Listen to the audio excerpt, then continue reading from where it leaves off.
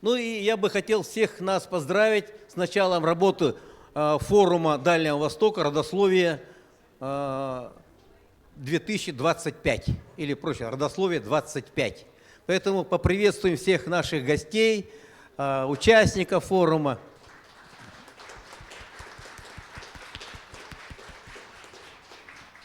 И очень радует, конечно, что здесь вот собрались казаки, потому что вот казаки – та движущая сила, которая на самом деле вот соединила Якутию со всей Россией. Потому что город Якутск – это был форпостом освоения Дальнего Востока, северо-востока, да, северо-востока Азиатского континента и Русской Америки. Наши дошли до Калифорнии, до форта Росса.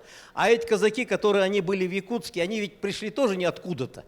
Они прошли со всех уголков нашей России, поэтому здесь, в общем-то, это вот родовая линия, как скрепы нашей России. Это очень важный момент, очень важная история, поэтому сегодня мы приступаем к очень важному разговору. Но я бы хотел, конечно, вот, друзья мои, я одену очки, потому что дело серьезное, никогда не был модератором презентации книг, поэтому, извините, буду немножко читать. Поэтому первое слово приветственное я бы хотел предоставить Владимиру Афанасию Семеновичу, заместителю председателя Государственного собрания Елтумен Республики Саха-Якутия, председателю Постоянного комитета Государственного собрания Елтумен Республики Саха-Якутия по государственному строительству и законодательству.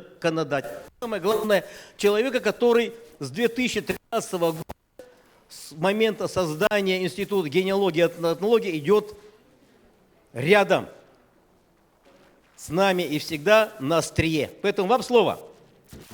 Поздравить с началом работы площадок нашего форума «Родословие Дальнего Востока». Сегодня, когда здесь, в этом зале, мы уже начинаем работу первой площадки, а сегодня у нас 5 площадок в городе Якутске, начиная со школьной, как говорится, скамьи, заканчивая научным сообществом. Думаю, что необходимо не только изучать свою личную линию, но и знать, как работают наши соседи по Дальнему Востоку, знать, как работают наши краеведы, люди, которые объединились в общественном движении вокруг Института родословия народов Севера, знать, как работают наши министерства, ведомства, библиотеки, архивы, для того, чтобы создать максимально комфортные условия, чтобы мы свои родовые ветви знали досконально. Сейчас в кулуарах мы обсуждали с Сергеем Ивановичем, с другими участниками нашей презентации. Изучение родословия не имеет определенной какой-то позиции, что это закончилось. Каждый идет к тому, что я вот сейчас составлю свою родословную, и все на этом дальше закончится. Но вот сейчас наш модератор сказал, как линия, допустим, освоения Дальнего Востока может создать наши родовые нити. Поэтому, если меня по фамилии Владимиров зовут Афанасий, Семенов сын, да, то на основе тех трудов, которые сегодня презентуются Сергеем Ивановичем, наверное, можно линию по всей территории России, да, начиная, как говорится, с Владимирской губернии, Ярославской губернии, заканчивая субъектами Дальнего Востока. Но это не означает, что стираются какие-то наши традиции и культура.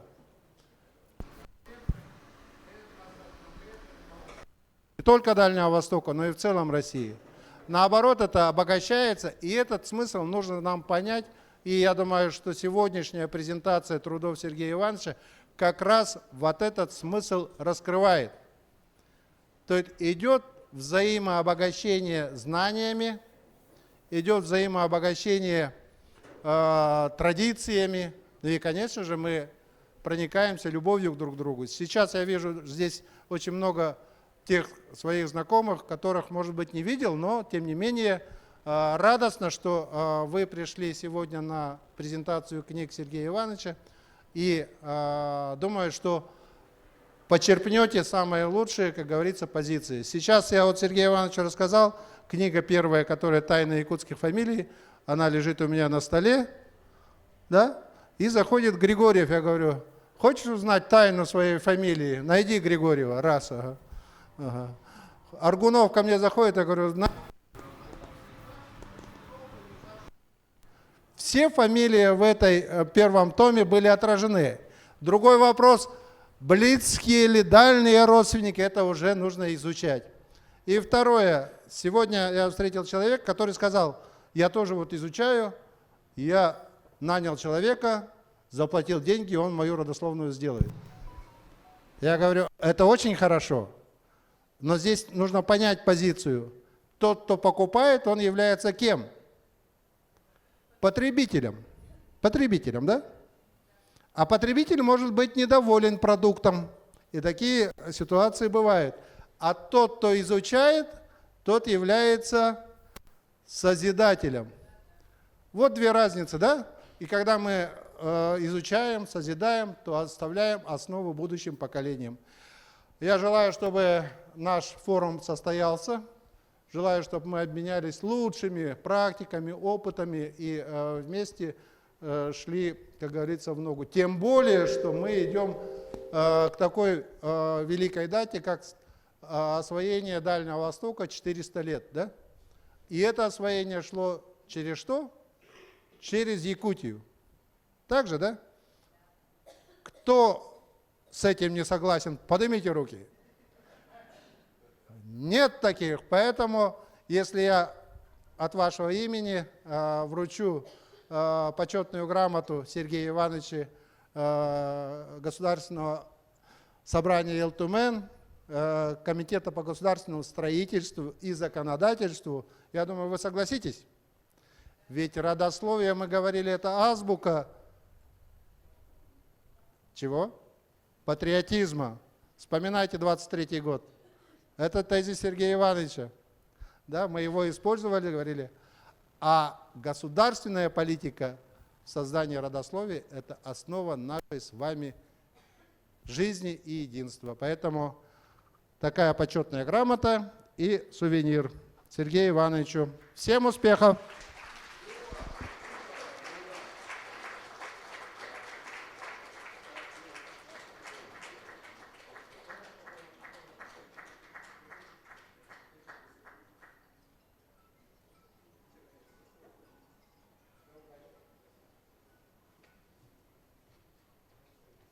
Спасибо большое, Афанасий Семенович, за прекрасные слова. Ну и хотел бы сейчас, прежде чем мы приступим к презентации книги, предоставить еще одно слово. Это у нас приглашаю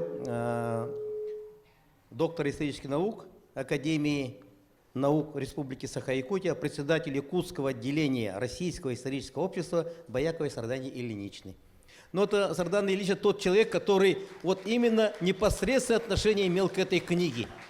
Один из первых людей, который действительно увидел здесь зерно, которое необходимо популяризировать, распространять и доводить вот для всех до нас. Спасибо вам большое, вам слово.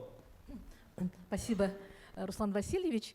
Ну, немножко неправильно меня назвали. Доктор исторических наук, директор Института гуманитарных исследований и проблем малочисленных народов Севера Сибирского отделения Российской академии наук. Вы, видимо, хотели сказать, что я академик, да? Академия наук РСЕ. Дорогой Сергей Иванович, Татьяна Петровна, Руслан Васильевич, Афанасий Семенович, Константин Ильич, все уважаемые участники сегодняшнего замечательного форума. Разрешите прежде всего вас поздравить с началом работы, с началом работы долгожданного форума родословия Дальнего Востока. И примечательно, что он открывается именно с презентации книг Сергея Ивановича Вахрина, которые даже вот наша... Я очень рада, что Якутия, Республика Саха-Якутия является одним из активных членов, не скажу, что зачинатели, но очень активные члены движения такого родословного, генеалогического. Благодаря книгам и работам Сергея Ивановича все-таки на качественно высокий уровень, даже эта вот родоведческая работа нашей республики, мне кажется, поднялась. И если вот действительно вспомнить начало, то именно вот в этом зале под эгидой Русского географического общества состоялось, наверное, первое знакомство Сергея Ивановича с нашей якутской общественностью. Тогда в основном здесь были историки, краеведы, студенты, по-моему, университета. И Сергей Иванович презентовал свои книги и рассказывал о своих исследованиях Камчатки. Мы, историки, конечно, знаем, что теснейшим образом связаны истории наших двух регионов, ну хотя бы то, что Камчатка очень долгое время входила в состав Якутского уезда. Конечно же, ну вот такой, скажем так, подарок судьбы, приезд Сергея Ивановича нельзя было не использовать, и я очень рада, что поддержали мы и финансово тоже издание первой книги и второй. И благодаря общим усилиям нескольких общественных организаций, РГО прежде всего, попечительского совета РГО, ну, Российского исторического общества ВАИПИК и, самое главное, института под руководством Константина Ильича, путаюсь в названии, вот состоялась вообще вот эта огромная работа. И вчера еще предварительно Сергей Иванович встречался у нас в институте с учеными и рассказывал, что уже третья книга «Тайны якутских фамилий. Тихий океан» близится к завершению, и, возможно, эта работа и дальше может быть продолжена. Поэтому, Сергей Иванович, уважаемые коллеги, всех поздравляю с выходом второй книги, уже «Тайны якутских фамилий». И знаю, что у Сергея Ивановича большие планы, кроме активного участия в работе форума, также будут выезды в Улусы нашей республики, где уже тоже хорошо знают и ждут Сергея Ивановича с его исследований, вообще самого, как личность, которая во многом нас всех объединяет. Ну и вот от института тоже небольшой подарок разрешите вручить. Ну, здесь вот, наше издание. И самое главное, я хотела бы презентовать. У нас проводятся большие исследования, связанные с русскими старожилами Якутии. Вот это один из сборников, посвященных конференции, которую мы проводили. Ну и тут еще небольшие.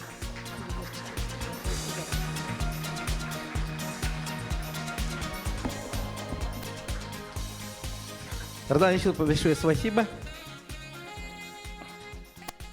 Так, мы продолжаем. Ну, теперь подходим к самому главному. Это вот к презентации второго тома. Поэтому вот у меня на столе вот лежат два тома. Вот первая книга – это «Тайны якутских фамилий». Это вот самая первая книга, которая, в общем-то, была очень популярна. И вот сегодня мы презентуем вторую книгу «Тайны якутских фамилий. Дальний Восток». Да? Казалось бы, все об одном и том же, но они, книги разные, они отличаются. Да? И вот я сейчас хотел бы услышать из ваших уст, чем же они отличаются и в чем интерес второго тома. Пожалуйста. Ну, я бы хотел начать не с этого. Я хотел бы прежде всего отметить человека, который оказал мне большую помощь при работе над вторым томом. Я не вижу в зале, где у нас находится сотрудник Национального архива Екатерина Анатольевна Сергеенко. И она, вот она, вот, а я рядом с моей женой сидит, и я не вижу. Я хочу вручить эту книгу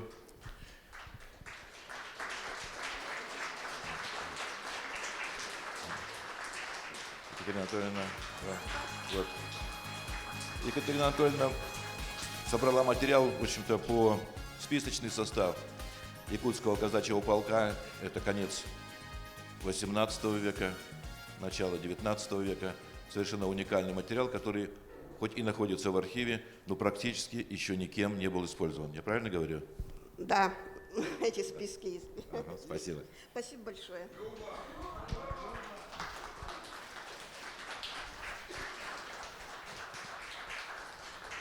Я сразу начну с ответа на вопрос, который мне задают все в течение, начиная с 22 года, как я впервые оказался здесь, благодаря вот Русскому географическому обществу, Соловьеву, который пригласил меня на Камчатку с презентацией моих камчатских книг. Ну и, конечно, вот вопрос, который мне задавали, это чего вдруг Камчедал берется за нашу якутскую тему? Некоторые даже с обидой такой, да почему? Ну потому что у нас общая история, у нас общая фамилия. И вы знаете, когда в том же 22 году мы побывали на 160-летии школы Дюбсё, то когда я зашел в эту школу, а там все стены завешаны фотографиями учителей и выпускников, и я увидел, что сплошь и рядом наши родные камчатские фамилии. Вот такая вот связь. И вот тогда же родилась мысль, там, как говорится, поразило, что почему бы не написать эту книгу «Тайны якутских фамилий». Потому что я уже подошел, как раз изучая камчатские фамилии, подошел к истокам, что все пришло отсюда. Вот. И начиная читать литературу, историческую литературу, я, в принципе, обратил внимание и с большим сожалением, вот я обращаюсь к нашим казакам, что история нашего дальневосточного казачества, она довольно-таки забыта. Более того, я скажу, я был на многих конференциях казачьих, и везде у нас выпирает донское, кубанское казачество как символ казачества.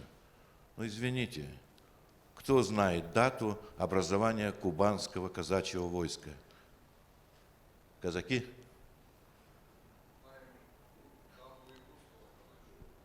Я понимаю, я думал, кто-то из вас, может быть, знает. Вот. Так вот, если говорить о якутском казачьем войске, то оно образовалось одновременно с образованием якутского воеводства, с приходом Петра Петровича Головина, первого воеводы. По сути дела, это начало 1638 год, когда официальное образование. Какая дата у вашего полка? 1701 год.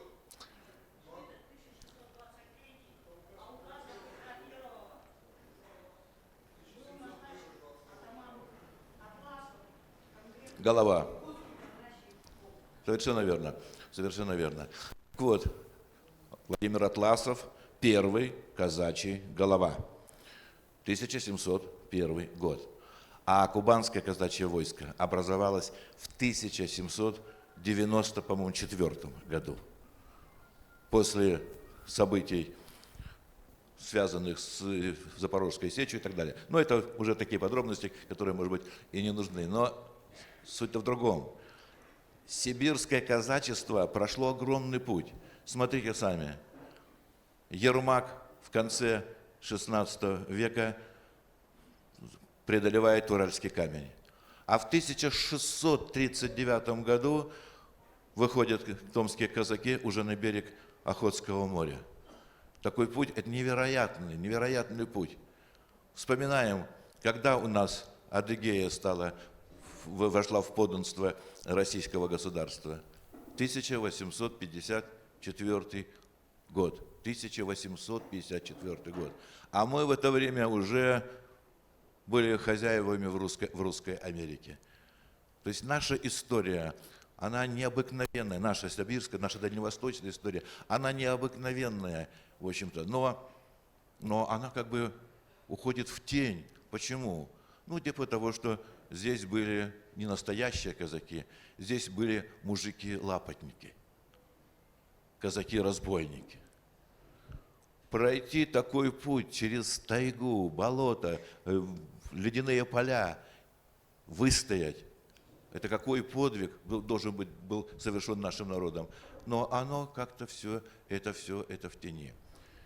Я приведу вам пример, который касается вот событий, которые мы сегодня, в общем-то, везде отмечаем по всей стране. Это 300-летие начала камчатских экспедиций. Да? Отмечаем? Я знаю, что и в Якутске отмечается это событие. Но скажите вы, знаете ли вы имена тех людей, якутских людей, кто продвинул весь этот груз первой Камчатской экспедиции, доставил в Охотск. Их было 120 человек. До Охотска дошли только 12. Только 12.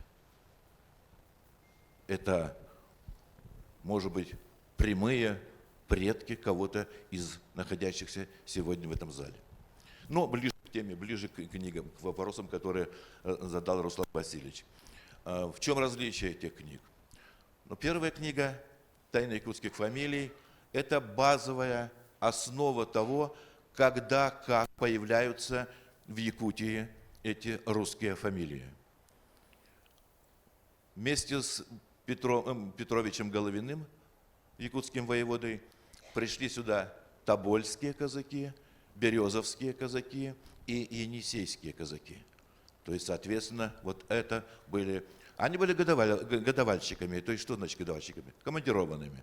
Приходили сюда на, считая, год-два, но на самом деле оставались некоторые уже на десятилетия, вступали в браки и, соответственно, уже оставались здесь. Но и тобольские казаки, и березовские, и енисейские тоже откуда-то пришли. Эта сторона пока, так сказать, еще у нас во многом в тени, а вот то, что касается уже движения вперед, то есть с этого времени начинается освоение дальневосточных земель.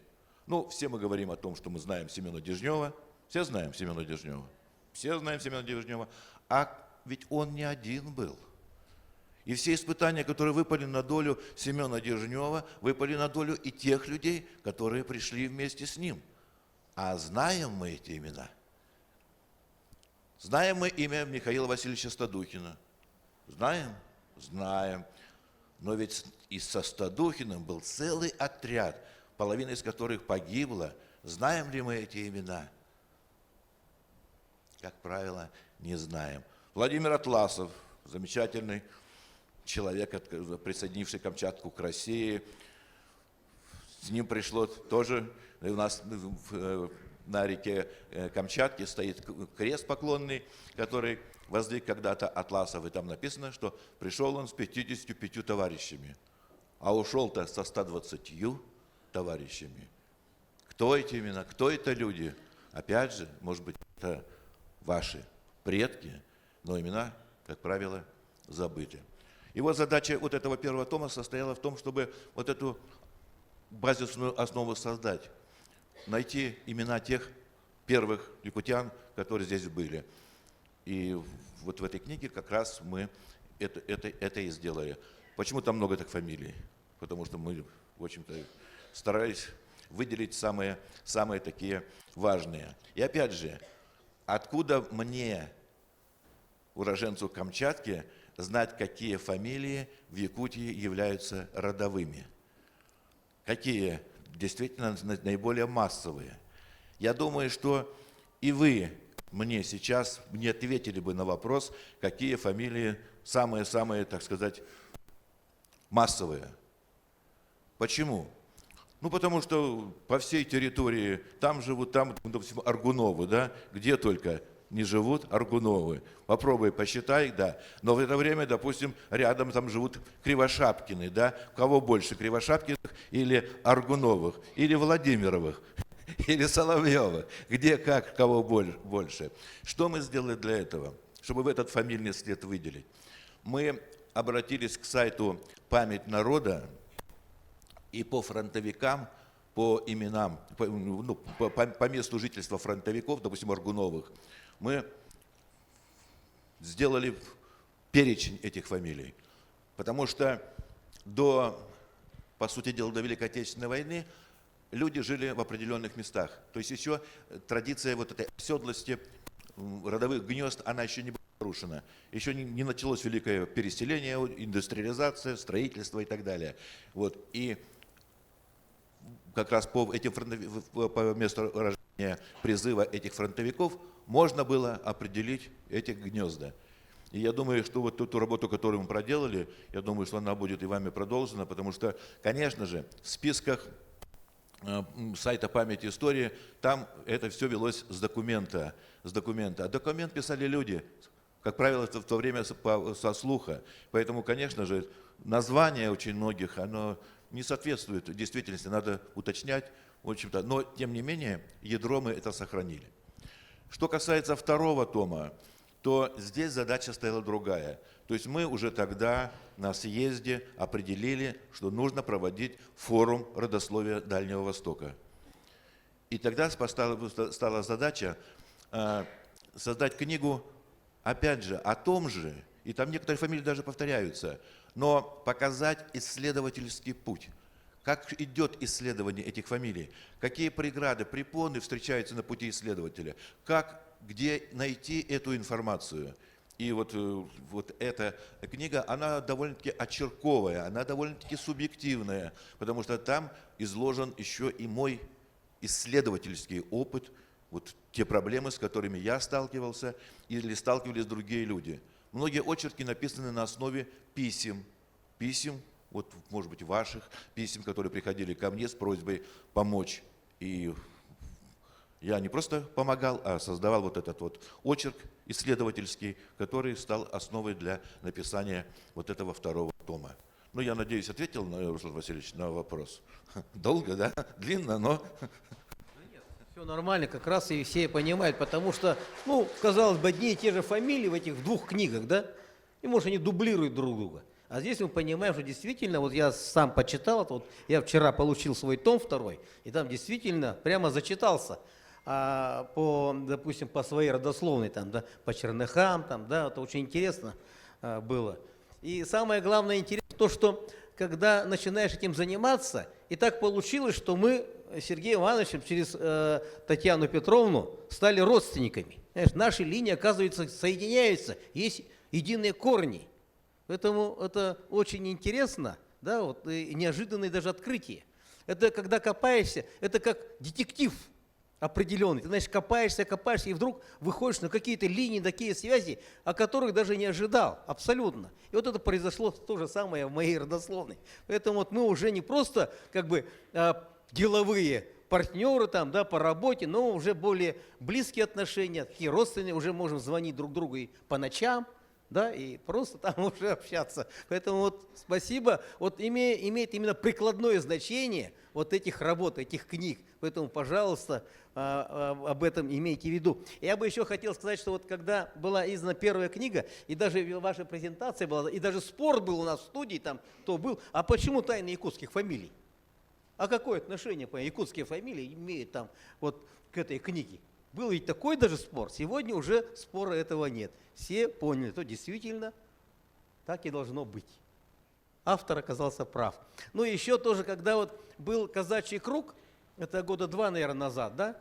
Года 2 назад, и мы там с Аргуновым Константином Ильичем там выступали, и вот показывали книгу, и даже журили казаков. Вот, понимаешь, о вас книга, о ваших родословных, а вы даже и не знаете. Но вот то, что сегодня очень много именно казачьего люда, это здорово, это радует, что действительно надо поворачиваться к своей истории, ее изучать, искать свои корни.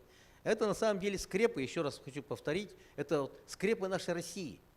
Вот сегодня раздрай идет там, да, где-то там на окраинах, прочее там, да, и ребята, казаки там принимают активнейшее участие, но когда начинаешь смотреть, что мы-то все повязаны одной кровью, мы все братья. Поэтому какие могут споры?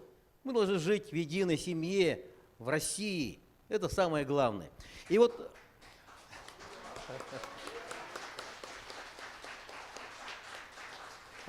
Спасибо. И вот я еще тоже хочу сказать, вот когда эта книга, родословие начинает как бы вот, ну, работать, да, вот, и притворяться в жизнь. Вот я еще раз хочу повторить, у нас в городе Якутске проходит всегда ярмарка там Якутск-Купеческий.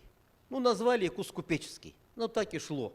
А вот именно вот эта книга, она дала толчок к тому же, а почему мы просто называем Якутск-Купеческий? И вот уже 2-й год по нашему предложению он проходит Якутск-Купеческий, посвященный одному из купцов, наших меценатов. Вот в прошлом году мы провели Якутск-Купеческий, посвященный Никифорову Манитахола.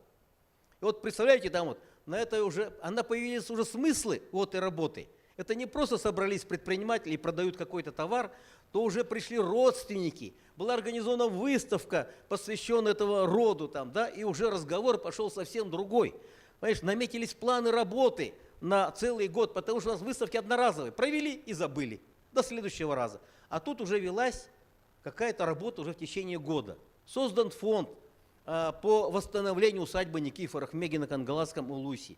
Вот сейчас буквально перед закрытием предприниматели города Якутска ездили в Мегино-Кангаласский Улус. Там встречались с предпринимателями. Да, это уже, вот видите, смысл работы появляется. А эту выставку мы провели, посвятили ее, якутский купеческий был посвящен Кривошапкину, аймякотскому купцу, который строил школы, церкви, да, помогал, целую дорогу содержал до Аймякона сам.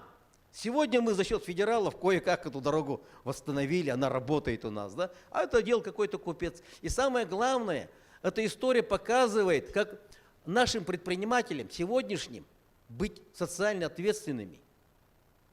И вот уже другими глазами смотрят на нашу историю по-другому.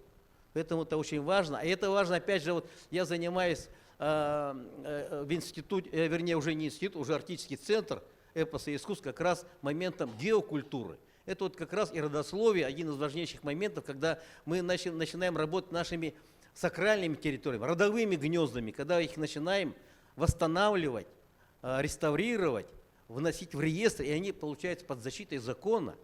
И когда, скажем, у всех, у каждого рода появляется какое-то свое место, где мы можем встречаться, и вот мы же каждое лето проводим эсэх. А почему не провести эсэх в своем родовом гнезде, где собирается весь род? И действительно, вот как внизу у нас на выставке стоит огромнейшее полотно рода, и каждый может увидеть себя, откуда он. Это очень интересно. Поэтому вот, Сергей Иванович, может быть, сейчас приступим к вопросам? Друзья мои, может, какие-то вопросы есть, поэтому давайте, сегодня должен быть не монолог, а какой-то диалог, вот вопросы, ответы. Поэтому я думаю, у всех есть какие-то наболевшие вопросы. Вот кто занимается родословием, что там, как, пожалуйста. Ну, пожалуйста, вот микрофон, вот кто у нас помогать будет, да? Пожалуйста. Давайте вот, я даю микрофон, вопросик задавайте. А вот фамилия Какнин и Антоев, может, встречались вам? Ну, донские казаки вроде. Какнин. Спасибо. Вы знаете, мне очень трудно отвечать на такие вопросы, потому что в голове у меня их тысячи, этих фамилий. Да, и сейчас мне как говорится, сразу вот выделить. Давайте так. Подойдете после, я вам дам визиточку.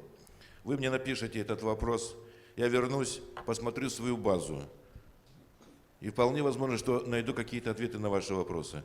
Потому что у нас очень мощная информационная база уже собрана. Вот. И, конечно же, не на все вопросы мы ответили, не все тайны мы раскрыли. Вообще у нас в планах, вот сейчас мы готовим 3-й том, он будет называться «Тайны якутских фамилий. Тихий океан».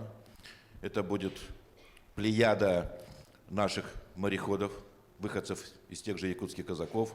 Начиная, вот мы в следующем году на Камчатке у нас будет проходить фестиваль «Камчатка, Россия, мир», посвященный 310-летию открытию морского пути на Камчатку, который осуществили якутские казаки во главе с пятидесятником Кузьмой Соколовым.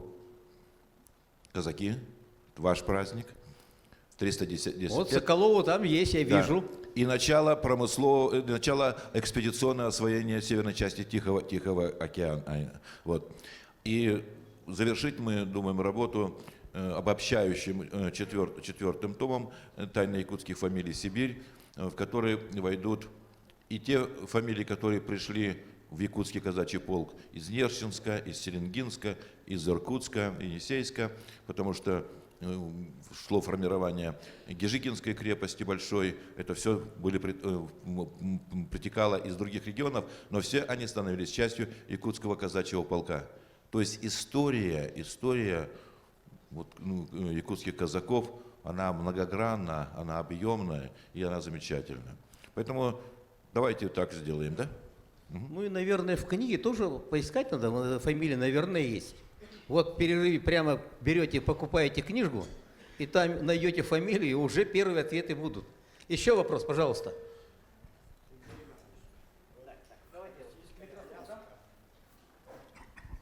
до продажи Аляски Америке, там много якутов, можно сказать, туда переехали, там торговля вообще развивалась. И там они, говорят, остались. И там есть даже село Якут.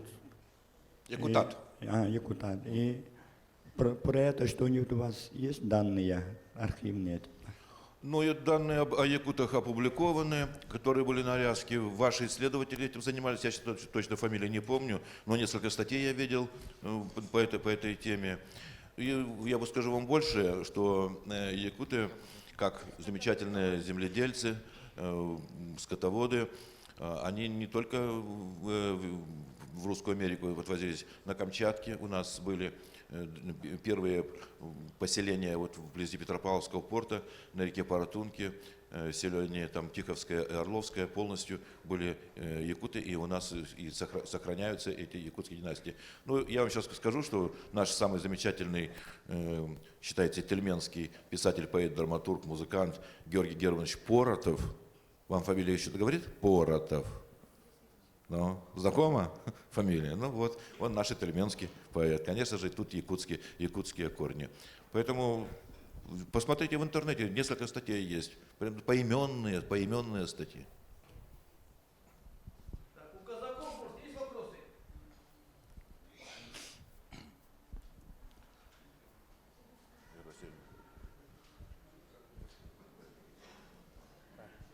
Смотрите, ее надо ограничивать, если что. Да. Вера Васильевна, вам слово. Только коротко. Вопрос. Нет, я, во-первых, хочу поблагодарить за вот такой тщательный, такой плодотворный труд, потому что это требует много времени, и это не возникает за 5 минут, такие по 800 страниц книги. Это труд длиною, наверное, во всю жизнь. Это сбор того, что, скажем, сначала было для Камчатки, а оказалось, что для всей Сибири и, может быть, России. Поэтому я благодарна за Лонгиновых. Вот оказалось у героя Советского Союза Владимира Лонгинова камчатские корни. И не только это благодаря вашим прежним книгам мы узнали, но и вот эти книги, в первую очередь книга об Атласове, трехтомник. Это даже не одна книга, обширная. Это наш якутский казак, который присоединил к России Камчатку. Вот. И, скажем, про это почти нигде и никак очень редко в специальной литературе. Но у нас много Атласовых. И, значит, и заимка Атласовых есть сейчас, и так далее. Атласовы живут в Аймеконе, ну и встречаются везде. Поэтому вот эту книгу я придаю очень большое значение, потому что, ну, про Лонгиновых все узнали, вот, а там я обнаружила фамилию, значит, стрельца Семена Серкина. А это еще одна ветвь наша. Ну, уже и сестра у меня тут есть, Наталья сидит. Вот. И мы совершенно не думали, мы думали, они ямщики. А оказывается, и возможно, они попали сюда с енисейскими вот этими отрядами Перфильева. Ну, потом я поискала и нашла сведения о том, что и первый, и второй, они вместе были, отец и сын, Семен и Федор, они оказались основателями братского острога в отряде Перфильева. Поэтому у меня вопрос, как далеко еще будет простираться, и можем ли мы найти и ожидать еще таких же насыщенных источников, где будем находить путеводные звезды, где, в каком месте конкретно, в каком архиве или, может, в вашей книге получить полную развернутую историю семьи.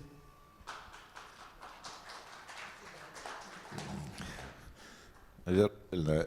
Я готовлю базу для поиска. А искать должны и обязаны вы. Это ваша семейная история. Это ваша родовая история. Я вот все время рассказываю, как ко мне приходят, и в них на бабушке Любе заканчивает вся их родовая память. Не помнят, не знают ни отчества, ни фамилии девичьей. Да, и там, если было несколько мужей, то и в этих линий тоже не знают. Вот. Поэтому это уже не мое дело. На Камчатке мы создали Камчатскую родословную книгу, но каждая семья, ну не каждая семья, а те, кто вот активно этим занимается, своим семейным родоведением, они издают семейную книгу. Она называется тоже «Камчатская родословная книга», но семья. Допустим, семья казаков Усовых, род Усовых, и, соответственно, там или какая-то веточка отдельная, или полностью. Эта книга состоит из 3 частей. Первая часть – это история появления фамилии на Камчатке. Ну, ваша интерпретация – история появления фамилии в Якутии. Да. Вторая часть – это поколенная роспись рода. Здесь мы, как правило, помогаем нашим семьям создать эту полноценную поколенную роспись. Хотя создать полноценную поколенную роспись может быть даже и невозможно, потому что столько разветвлений бывает. Вот. И третья часть – это семейная летопись. Это свободный рассказ о своей семье, может быть шире, может быть уже, но рассказ о том, что вы хотите оставить в память о себе. Эта книга не о вас. Вернее, книга не для вас. Это книга для ваших детей, для ваших внуков, правнуков и так далее. Такой у нас девиз, и эти книги у нас создаются. Вы можете их увидеть на нашем сайте. Простое название – kamchidалы.ru. Там у нас есть раздел, и там в этом разделе есть вот эти альбомы, эти книги, в том числе и рукописные. Что-то звук пропадает, да? И рукописные альбомы, которые создавались нашими коренными камчедалами. Посмотрите, это интересно, как говорится, опыт, он всегда пригодится. Но это, Вера Васильевна, ваша работа. Так, друзья, мы готовим вопросы. Да, вот намские товарищи есть, да, вот солданские, есть 5-я школа, активно работающая, там музей политической ссылки. Но я пока вот сейчас вы готовите, один вопрос вот пришел по телефону, я хочу вот задать, да, вот у меня есть в роду казаки в Момском районе. Из-за построения забытого Зашиверска, который являлся торгово-купеческим городом, из фамилии Черепов появилась фамилия Черовы. Вот с чего начинать исследовательскую работу с архивами? Вот вопрос такой задаю. Ну, в принципе, есть девиз «начинай с себя». Ну, это самое простое. Начинай с себя, потому что ты уже знаешь своих родителей, ты знаешь, ну, относительно уже знаешь бабушек, дедушек, вот, и поиск идет в ту сторону. Вот. Я же занимаюсь как раз историей базовой, то есть начальной истории. Где-то, возможно, мы и соприкоснемся. Я обращу, конечно, внимание на эту фамилию. Тем более, видите, что тут интересно вот в этом вопросе, фамилия изначально была одна, а завершилась другой. И таких случаев очень много, потому что при написании фамилии, опять же, писали это со слуха, а произношение у каждого свое, и, соответственно, ее можно было записать таким образом, что, в общем-то, получался перевертыш, по сути дела. Вот как и здесь, видите, казалось бы, вроде бы от Черепова, да, а закончилось совершенно другим. Но это вот уже, по крайней мере, дает возможность поиска. Вот. Поэтому обращайте внимание тоже на то, ищите вариации своих фамилий, потому что, я говорю, что могут закрутить так, что и не догадаешься, что это ваша былая фамилия. Так, пожалуйста. Вот нет, сейчас давайте намским дадим, да, они уже вот ждут, руки поднимают. Пожалуйста. Мы благодарим вас за вашу проделанную исследовательскую работу. Это огромный труд. И вопрос. Вот всплеск интереса к родословию у нас возник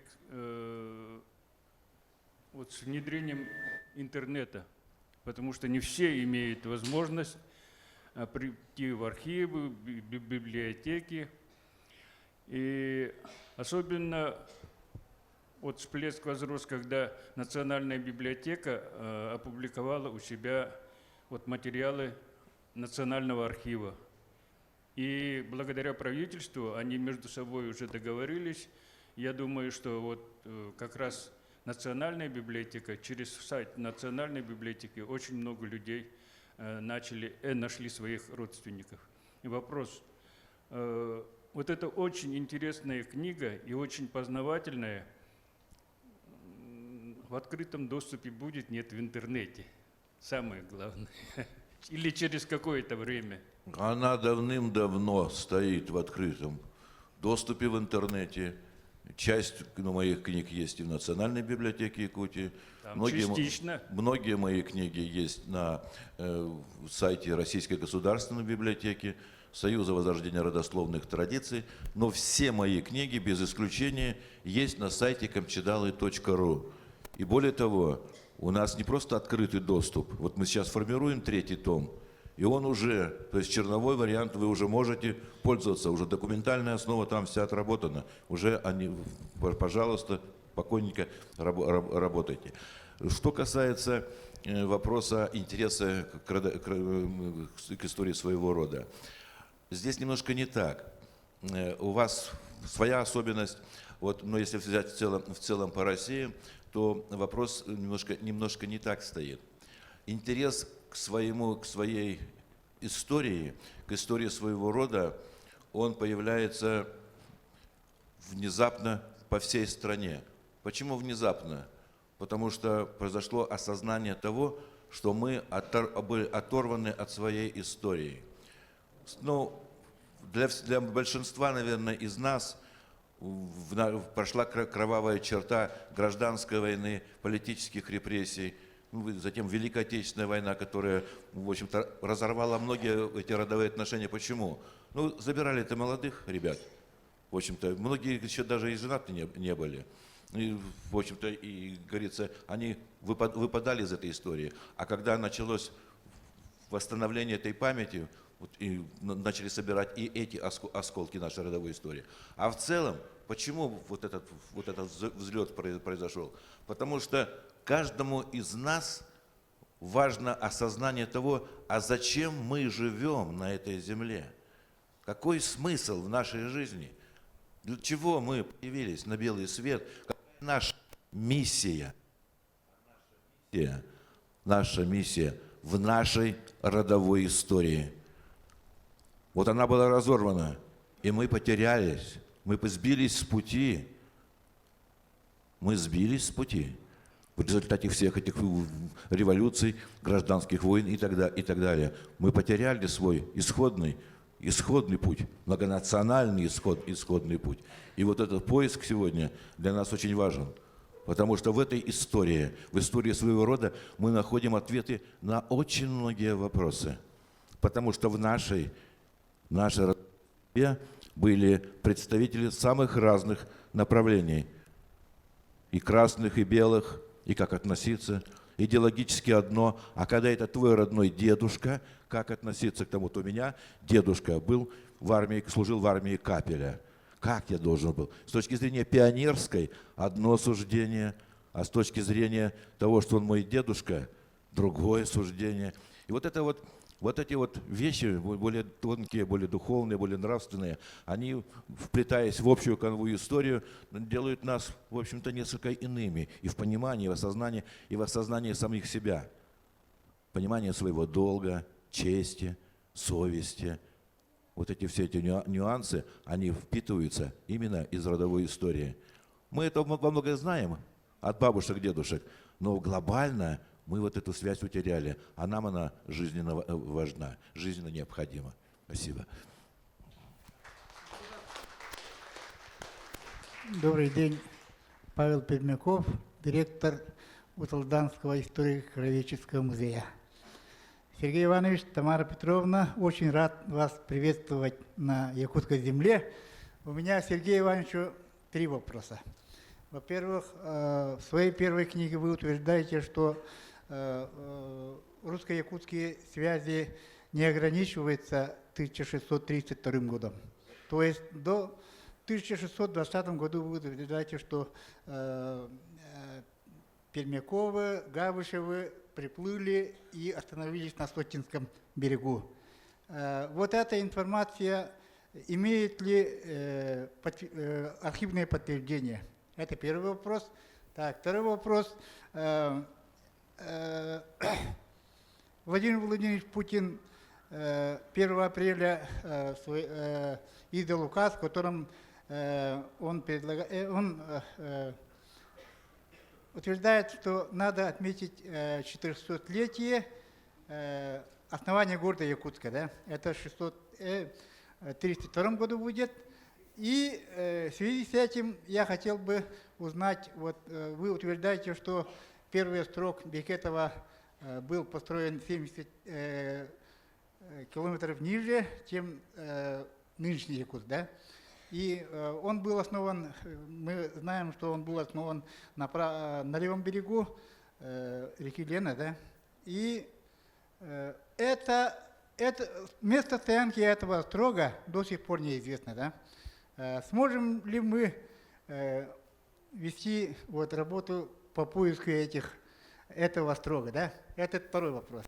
Третий вопрос. Вот вы знаете, мы знаем, что вы восстановили храм, Божий храм на Камчатке, да? Это построенный казаками, первыми казаками на Камчатке, да? А у нас в Барагонцах стоит храм Александра Невского, который был построен в 1805 году. Вы там были, и какие насчет этого соображения у вас? Что можете посоветовать? Павел Васильевич, Спасибо. вы, конечно, молодец. Да, вы задали, кстати, не 3, а 4 вопроса. Вот. И все они, по сути дела, большинство из них обращено вот к Руслану Васильевичу, а не ко мне. Вот. Но я начну. Я же вам уже ответил на первый вопрос, Павел Васильевич. Вот хитрый человек, вот, чтобы все узнали, да. Вот. Не я утверждаю, а утверждают специалисты. Я же это вам сказал, цитата. Но действительно на Лену первыми пришел отряд Пянды, промышленный отряд. Потом уже пришли уже казаки, потом уже закрепились. Это естественный процесс. У нас в Сибирь матушку до Ермака ходили и коми-зыряне, и коми-пермяки, были зырянские городки и так далее. Но есть вещи, так сказать, судьбоносные, когда Ермак пошел, разбил армию Кучумы, начинается такая история. И, соответственно, и история города Якутска, то, что 400 лет. У нас наш проект с Русским географическим обществом называется «Россия, Дальний Восток, 400 лет вместе, связь времен и народов». То есть мы проводим линию того, что Якутск – это ядро, которое положило начало освоению всего Дальнего Востока. И, конечно же, мы, когда в январе этого же года, да, было у нас в Москве совещание по этому поводу, и, в принципе, было единодушное мнение о том, что дата должна звучать как 400 лет начала освоения Дальнего Востока. Но решение было такое принято по городу Якутску, просто мы должны в этот смысл, в 400 лет Дальнего Востока, вложить второй смысл, да, что это начало освоения и совершенно Дальнего Востока. Конечно, отношение регионов Дальнего Востока к этому событию, оно несколько разное, потому что мы привыкли к тому, что каждый отмечает свою дату. Вот мы на Камчатке отмечали 325 лет присоединения Камчатки к России. Как сказать, наша дата. А кто открыл Камчатку, кто присоединил Камчатку-то? Якутские казаки. То есть вот она связь. Приморье, Преамурье. Кто был в составе этих Амурской и Сахалинской экспедиции Невельского? Пишется в документах казаки Якутского казачьего полка тоже. Вот. Но они ведут, Николаевск ведет дату свою, Хабаровск ведет дату свою, Владивосток дату свою и так далее. Здесь нам вот как раз важно вот этой нашей родовой историей, этой исторической связью, межплеменной связью, вот это все это связать. И, кстати говоря, у нас Забайкалье, Приморье очень активно занимается родоведением. Но оно никак не сплетается. Вот у меня никак не получается выйти на контакты с ними, потому что у нас нет пока еще соединения. Вот и важно, вот как раз вот нашим форумом, чтобы найти, как нам объединить эти все усилия, как завязать все это, показать, что платформа, первичная платформа была связана с Якутией, с Якутском, с этим 400-летием. А на остальные вопросы пусть Руслан Васильевич отвечает. Так, пожалуйста, еще вопрос есть, но потом отдельно сядем и поговорим по этому вопросу, да? Вопрос еще есть? Пожалуйста. Владислав Коротов, журналист, педагог. Я вот как раз на презентации первой книги задавал вопрос Сергею Ивановичу насчет названия книги, да? И хочу уточнить, я задавал вопрос, и вернее уточнял в том плане, что книга несколько некорректно названа, нужно, потому что в ней речь идет о русских фамилиях в Якутии. Потому что якутские фамилии исконно их не было, были родовые имена. Так что можно было читателя ввести в заблуждение. Я вот небольшое уточнение. Но Сергей Иванович, безусловно, провел огромный титанический труд.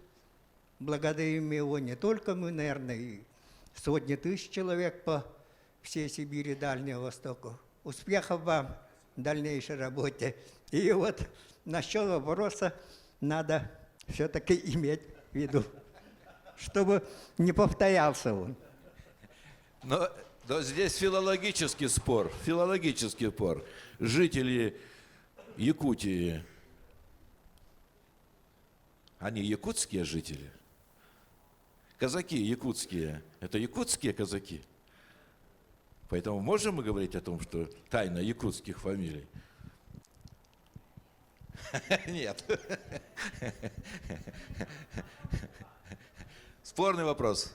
Будем спорить дальше.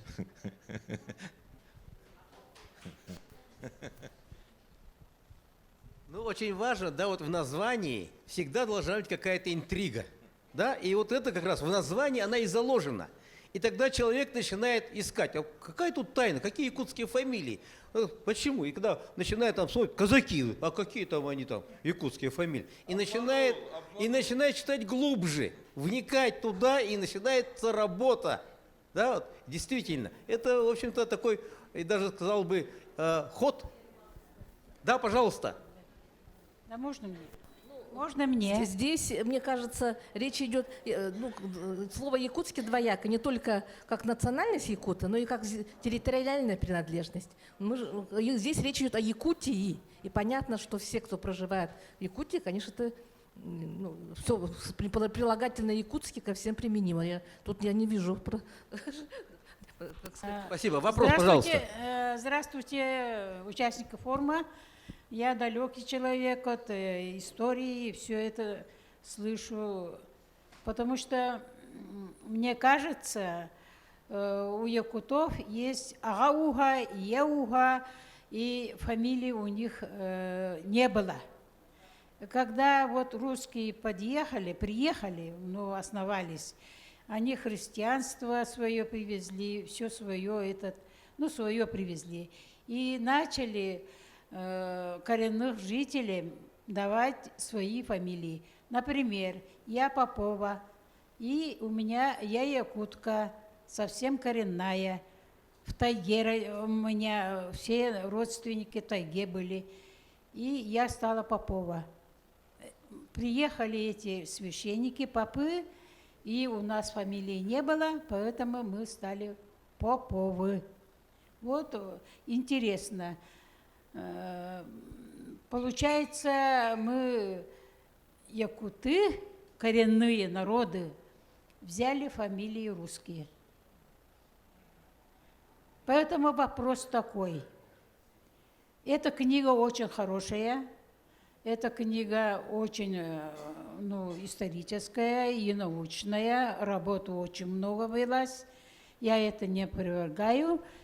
И думаю, что наши якутские, именно якутские ученые начали свое дело. Или начали, не знаю, я точно не скажу, но они должны вот эту свою линию тоже провести рядом с вами.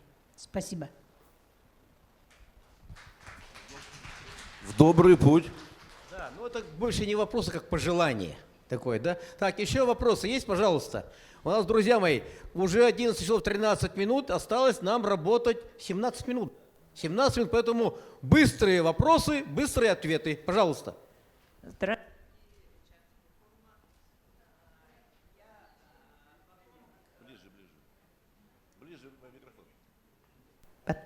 Ага. Потомок донских казаков. Наши предки переселились в 1638 году из Дона. Но они, приехавшие по обществу селист Кривошапкин, это, что они знали якутский язык, когда приехали сюда. Они уже говорили на якутском языке. И вот у нас ага-уга кылай. А потом уже 1840-х годах нам дали фамилию Ористовы. Такой фамилии в Якутске вообще нет. И я считаю, например, вот Кривошапкин почему сказал, что донские казаки, приехавшие в 1600 году, знали якутский язык. Откуда они могли знать? А потом, когда отец жив был, я спросила, почему, папа, вы не контактите с донскими казаками, вот, якутскими? Отец мой сказал, мы с ними не одинаковые, мы другие, сказал. Как вы думаете об этом? Ну, даты, конечно, не совпадают с историей. Появление донских казаков под вопросом – это, скорее всего, семейная легенда. Семейные легенды, скорее всего, да. Вот. Хотя многие семейные легенды, они имеют, в общем-то, сохраняют какую-то историческую память. Вот здесь сложно сказать. А вот в отношении того, что менялись фамилии часто. Особенно, когда в одной деревне были все Кривошапкины, то нужно было как-то различать всех, да, Кривошапкиных. Ну и как различали? Значит, вот жен по именам мужей, да. Вот у нас на Камчатке, допустим, было село все Спешневое. Ну и вот нашу бабушку, значит, по мужу, он Чернюк был, значит, Черниха. Вот у другой бабушки муж был Януарий, она Януариха. И, соответственно, вот эти вот имена закреплялись, иногда переходили в прозвища. Это у вас в Якутии это было очень характерно, так сказать, такие вот, как они называются, дедовские, да? Да, вот. Поэтому здесь, возможно, такой же процесс был. Вот. Но надо покопаться, чтобы больше узнать, в общем-то. Давайте поищем. Но якутский язык знать в 1600 году, в общем-то, это, конечно, большой вопрос. Потому что, скорее всего, они знали тунгусский язык. Тунгусский язык. А как раз в Якутии, в общем-то, здесь же были не одни якуты. Здесь были и тунгусы, здесь были юкагиры, в общем-то, и поэтому, а тунгусы располагались, в общем-то, ареал очень был широкий, и поэтому они могли знать тунгусский язык и, соответственно, общаться через тунгусский язык с якутами. Это вполне возможно. Так, еще вопросы? Пожалуйста, вот рука.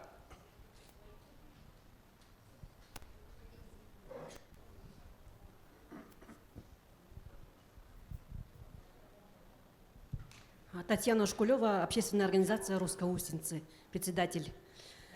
У меня изначально сразу возник вопрос тоже по названию книги.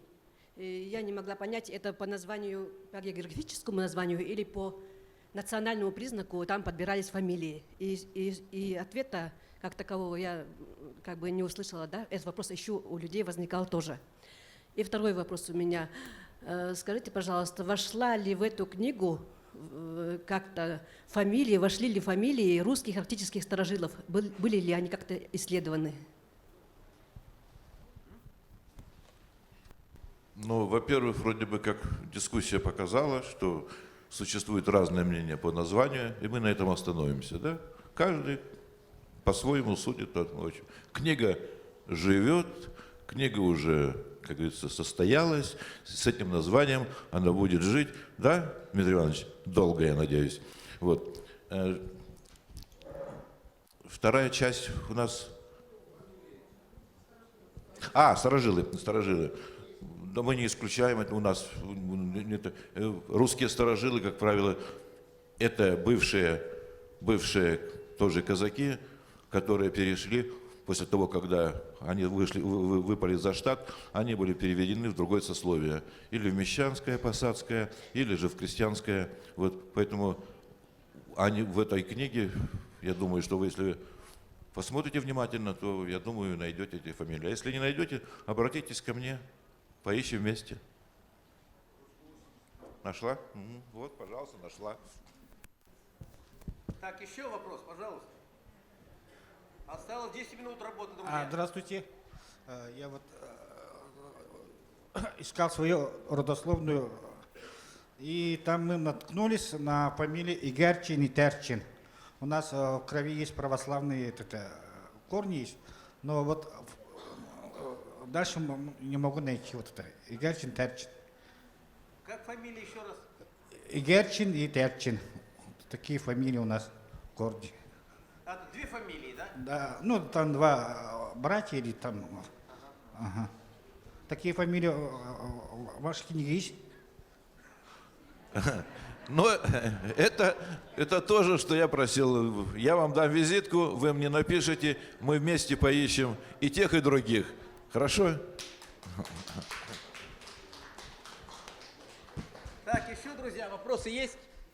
Так, ну давайте еще несколько вопросов.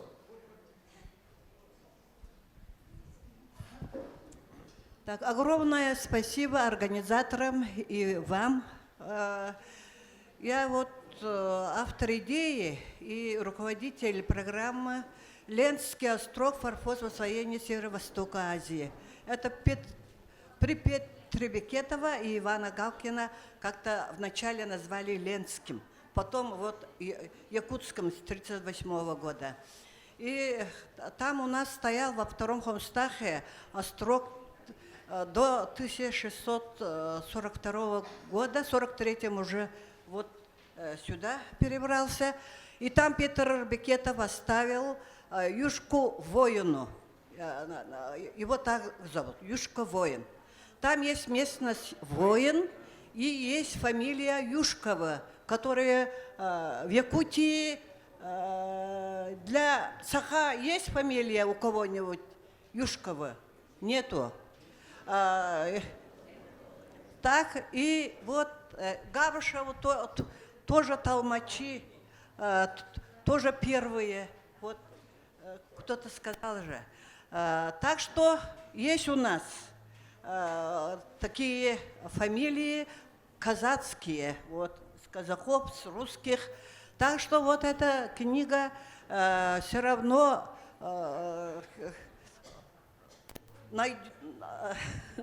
найдутся родственники. Так что огромное спасибо. Это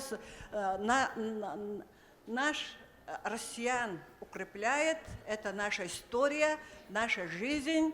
Очень вот мы благодарны. Спасибо. Ну что, друзья мои, наверное, будем закругляться, да? Вопросы все задали, уже как бы начнут повторяться, да, вопросы. Поэтому я хотел бы, Сергей Иванович, вас поблагодарить. Действительно, вот нужные книги, они на самом-то деле рабочие книги такие, не для просто показать презентационные, а именно рабочие, потому что каждый, кто имеет эту книгу, он просто с ней работает, он ищет фамилии, там, родовые связи, корни свои, да, и углубляется все глубже и глубже в свою историю. Поэтому очень такая полезная книга. Спасибо вам за это. И я бы хотел сказать еще, дорогие друзья, что эта книга заняла первое место во втором всероссийском конкурсе «Лучшее краеведческое издание по истории и культуре российского казачества». Давайте поблагодарим. Ну и такая книга очень важна, что она именно у нас в Якутии находит свое рождение, тиражирование. И еще бы хотел сказать, что вот эти две книги автор он просто подарил нашей республике безвозмездно. И это уже мы здесь распечатывали, вот наши как раз и Русское географическое общество, и Институт гуманитарных исследований здесь активно проводили работу, сбор финансовых средств, и тоже им огромное спасибо. Еще и, да, вот, вот мне указывает, надо еще, конечно, Афанасий Семенович, вот человек, который действительно как мотор всех двигал, заводил и продолжает эту работу дальше. Поэтому тоже огромное вам спасибо от всего нашего сообщества. Поэтому, друзья мои, ну на этом мы закрываем нашу презентацию. Поэтому есть вот за столиком продаются книги. Пожалуйста, подходите. Ну и можно просто подходить, пообщаться, может, за автографом.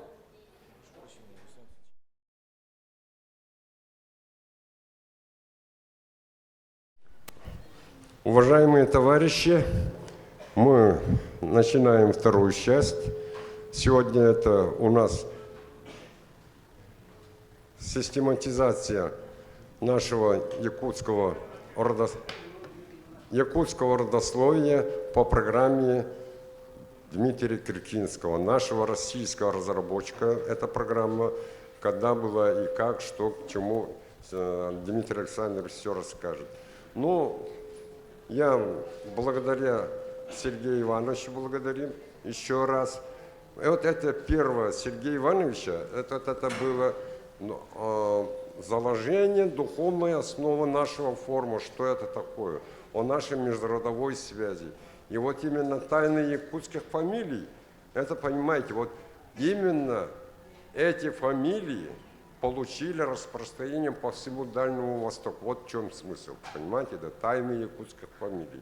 И не надо тут, как говорится, там именно якуты, якут, ну там и фамилии. Вот это распространение. Поэтому, присоединяясь к первой секции, очень благодарим Сергея Ивановича.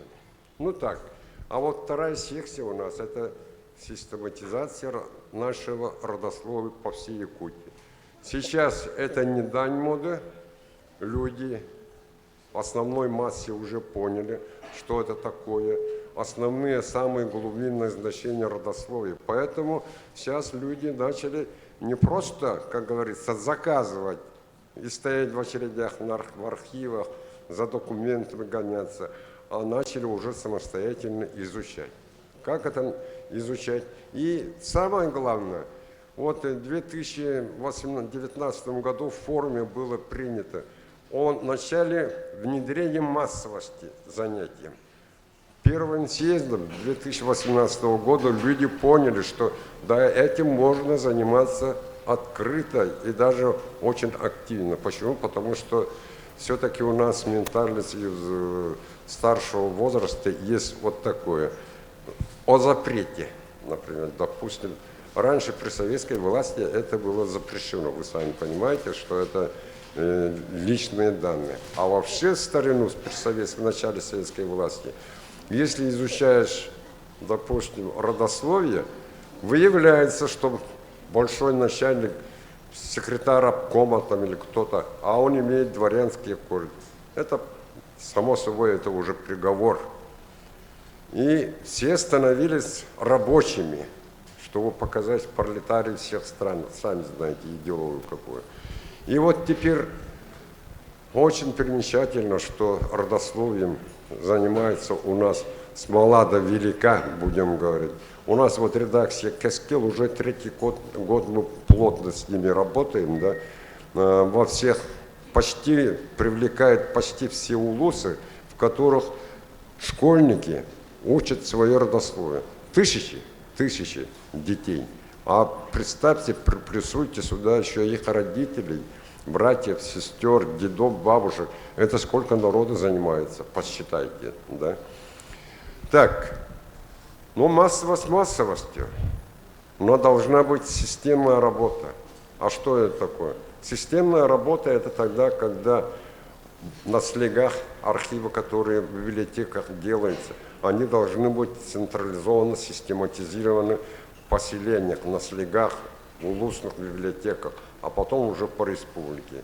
И, наверное, эту работу, как говорится, наш стратегический партнер, это Национальная библиотека, сама собой 2018 года своим соглашением все это приняла на себя. И мы очень благодарим нашу библиотеку и наш архив за совместную вот эту работу с нами.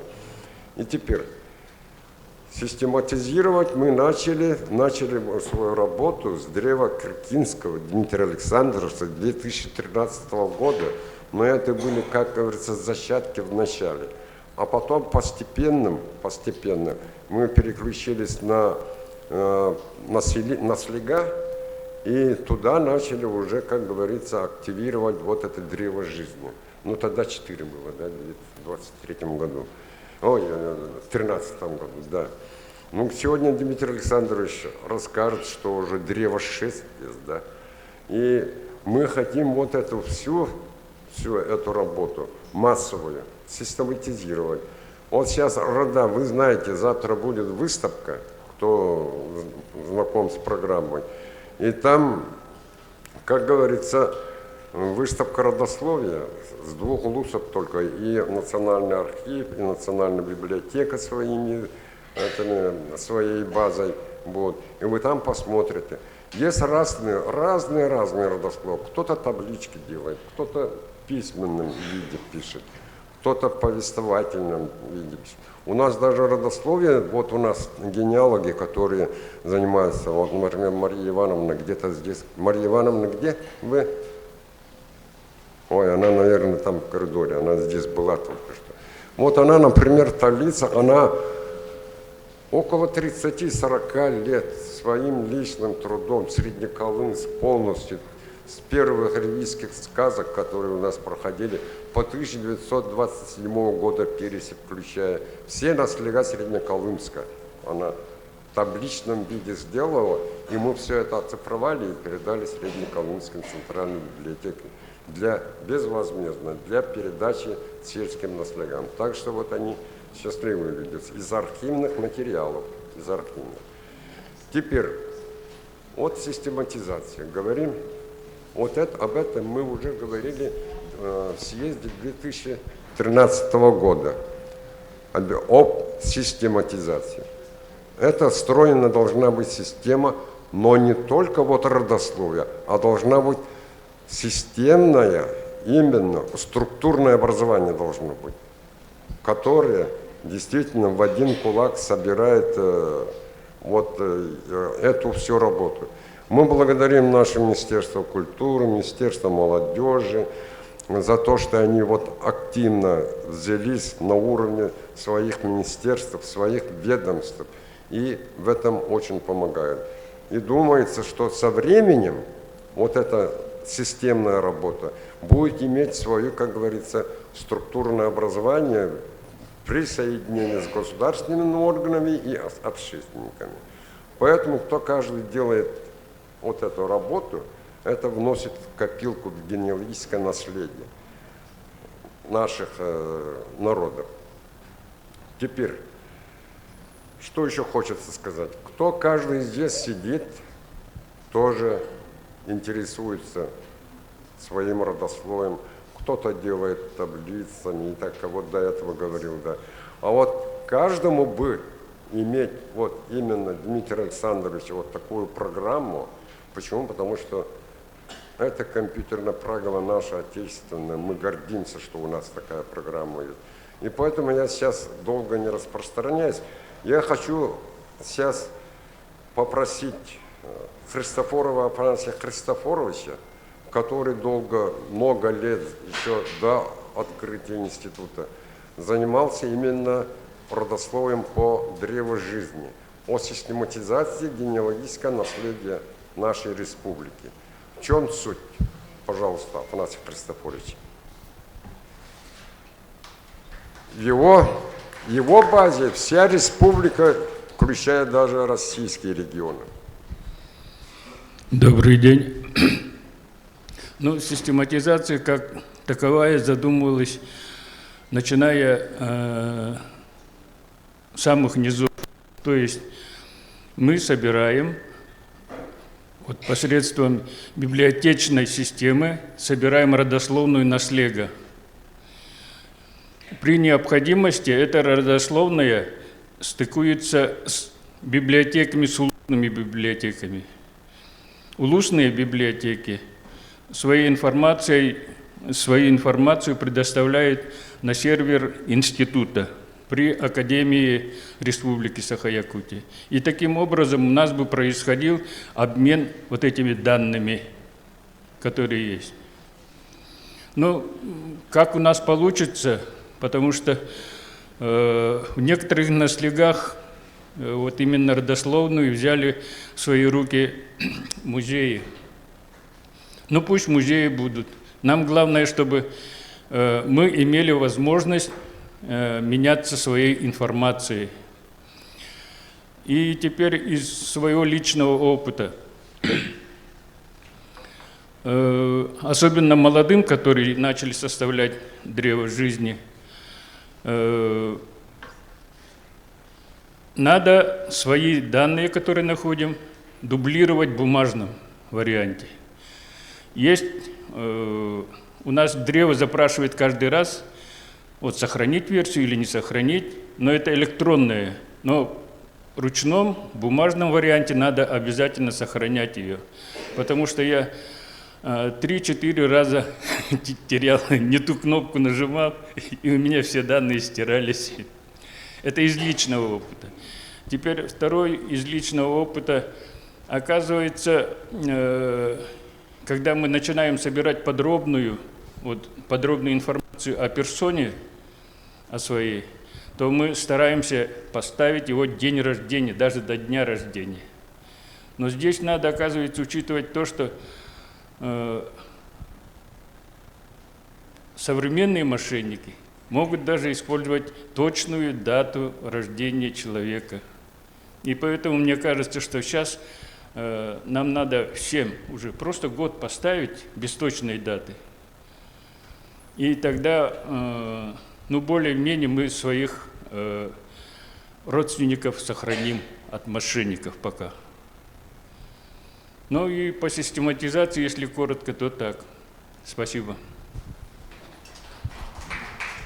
Да, ну это коротко о систематизации.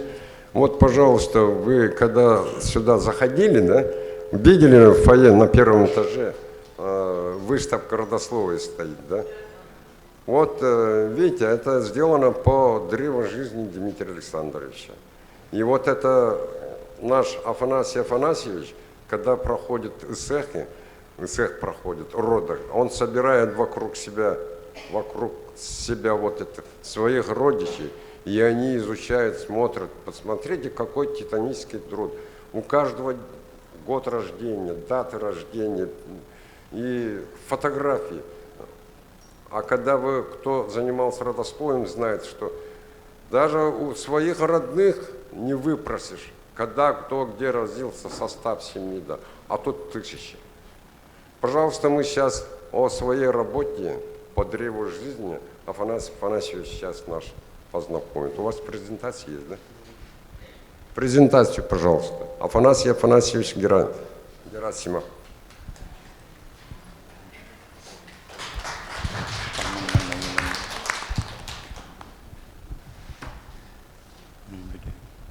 Так, день добрый, дорогие участники форума Дальневосточного.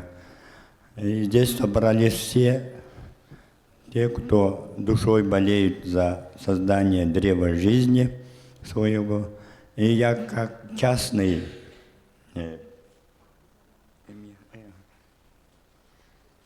представитель своего рода буду обмен опытом, типа. Но я сам с Сунтарского улуса, жил в село Сунтаре, после пенсии, вот, 10 лет живу в городе. Так, родился в многодетной семье. Так, сейчас я это принесу. Уже здесь. Так, это фотография 1960 года. И где я здесь сижу, вот я. Похож, да? Так. И мой отец Герасимов Афанасий Кириллович, ветеран Великой Отечественной войны, был командиром взвода, лейтенантом. И долгие годы работал в Сунтаре, социальной, по управлению пенсионного фонда. И моя мать Муза Николаевна, очень талантливая женщина, хорошо рисует, поет, вышивает, все. И это все передала она своим детям, внукам. Так. Ну, это моя семья, здесь не хватает 4 человека. И вот жена Герасимова Людмила Васильевна, вот она здесь. Так.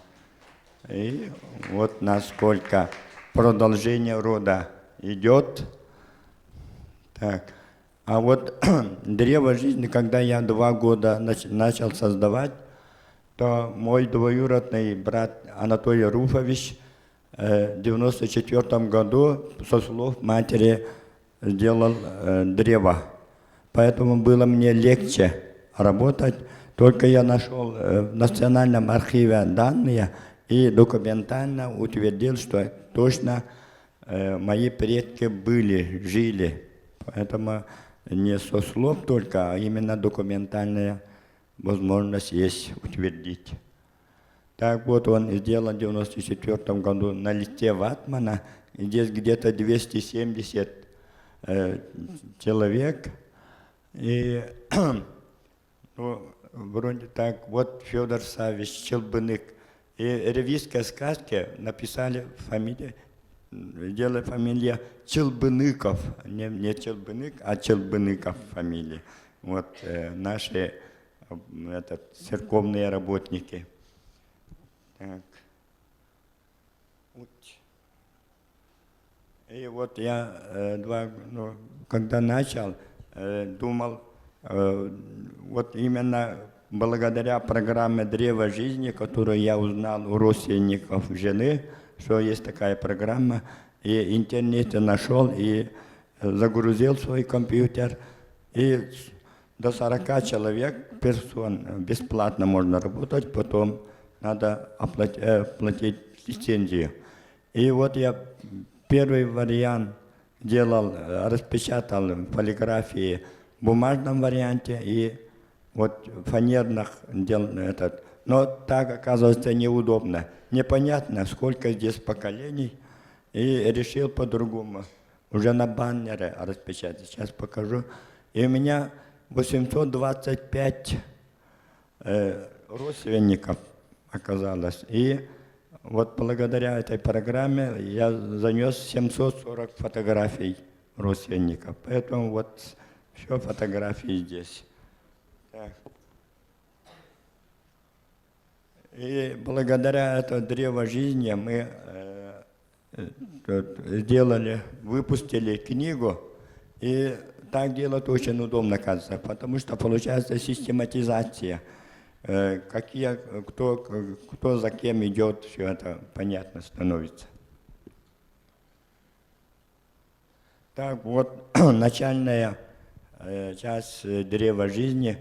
И я вот всю эту на графическом редакторе скопировал, скриншотом брал с экрана древо жизни программы, и потом вот это заново дополнял. А Дмитрий Александрович говорит, что сразу можно так с фотографией делать, но это я еще до этого не дошел. Так, и здесь вот мой прадед, вот, Герасим Федорович, жены говорят тоже, ну как бы легенда осетинка. И у них родилось 4 сына, вот это вот 4 сына, можно сказать, расплодились до 825 человек.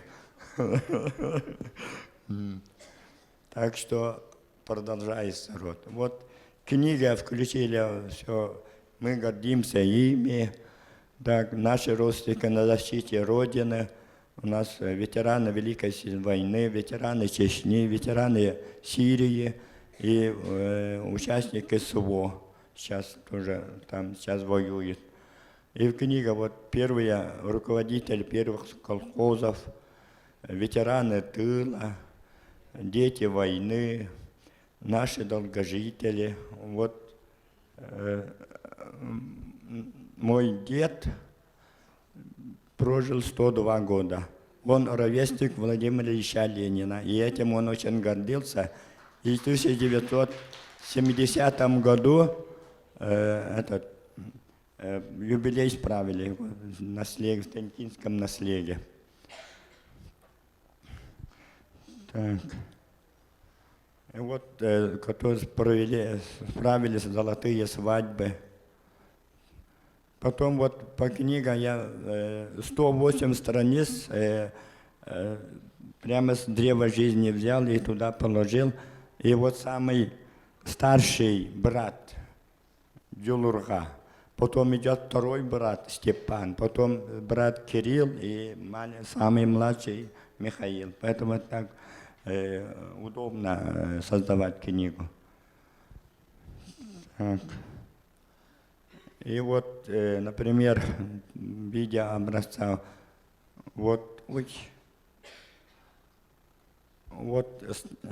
сын старшего брата Григория, а потом вот его дети и невестки зятья, да, и вот самого старшего, вот его семья, вот его дети, вот внуки. И вот дальше я делаю как бы рабочая тетрадь, эта книга. Здесь дальше будет продолжение рода этой семьи. Поэтому как бы это моя книга становится как бы рабочая тетрадь. Так вот, например. Так, и для презентации книги и древа мы организовали вот 31 мая в Табагинском мысе, вот Якутске, да, у всех родственников. И там молодые парни пришли, посмотрели, думали, они просто друзья, оказались, что они троюродные братья.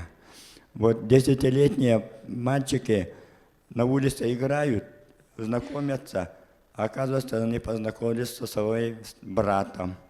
Поэтому вот создание такого древа в таком варианте, в виде баннера, очень как бы сплачивает родственников. Так. И у меня как бы получилось музей под открытым про род Челбыник. Вот снаружи история, а внутри все. Вот древо внутренней стороны. И здесь диаметр 12 метров. Общая длина получилась 36 метров, 4,4 метра.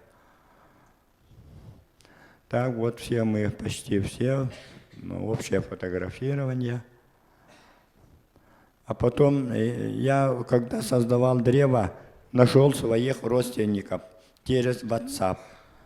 Этот родная сестра моего отца вышла замуж за корейца и уехала. И мы потеряли ее вообще, ну как бы, только по слухам знали, где-то она живет. И вот WhatsApp, родословное древо, группа, которую Константин Ильич они создавали, я туда объявление, да я так в другие группы отправлял. И вот эта родословное древо группа меня пригласили, я ждал, и тоже написал объявление, что еще родственников. И через полчаса пришел ответ, одна женщина, Глафира, сказала, что знает их Прокопьевы, и дала им их контактные данные, и мы по телефону связались, все, древо жизни, они все зашли, и потом этим летом, когда я выезжал в Сунтар, по пути заехал в Верхневилюск и познакомился со своими братьями. Там двоюродная сестра в 2013 году ушла из жизни, вот одна дочка и 8 сыновей. И вот в Верхневилюске живут 5, 4 сыновей. Вот с ними я первый раз вот познакомился. Интересно, да? Вот что, если создать древо жизни, можно найти своих родственников. Вот.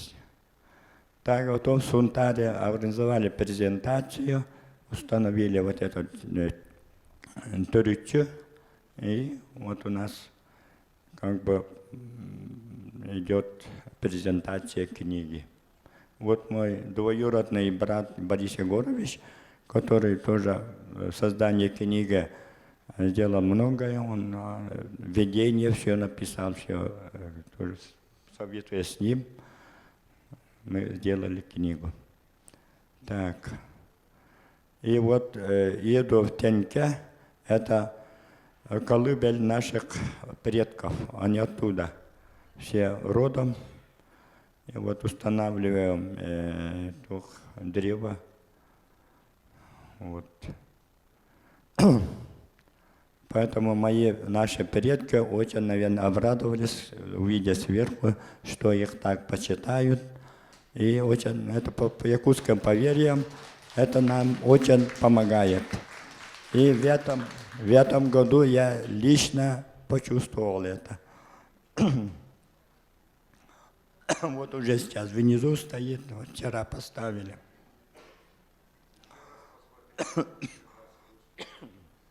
И вот дальше занимаюсь древом по линии отца-матери. И вот в книге Кусхора я нашел, это моя сестра по линии отца, жена брата моего по линии отца-матери оказалась. И он мне вот одолжил книги, сказал, что мы родственники, и я нашел вот начало 18 века Дигин. И создал группу Дигинагауга, и сейчас делаю тоже древо. И все эти мои родственники направляют данные, и это надо мне еще завершить. Так, а есть еще по линии матери моей мамы. И это древо Елена Макаровна сделала, и вот это древо жизни программы должен занести. Так что работы много. Так. Вот он все это, она все это сделала с начала 18 века. Все, поэтому все должны заняться древом. Мы упустили многое. Например, по линии матери отца я ничего не нашел. Все, кто знал, уже ушли. Только знаю родную сестру, которая живет в Беченча, вот родина моей жены, да. И родной брат моей жены Людмилы, младший брат, мой зять оказался. Его жена, моя троюродная сестра, которая живет в Беченче с начала 20 века.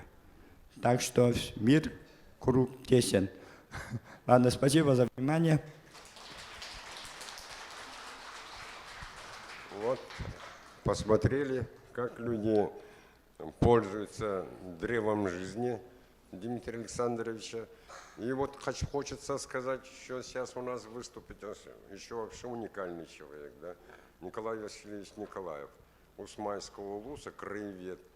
Он очень большой специалист по мастерит вот эти разновидности серьги якутские.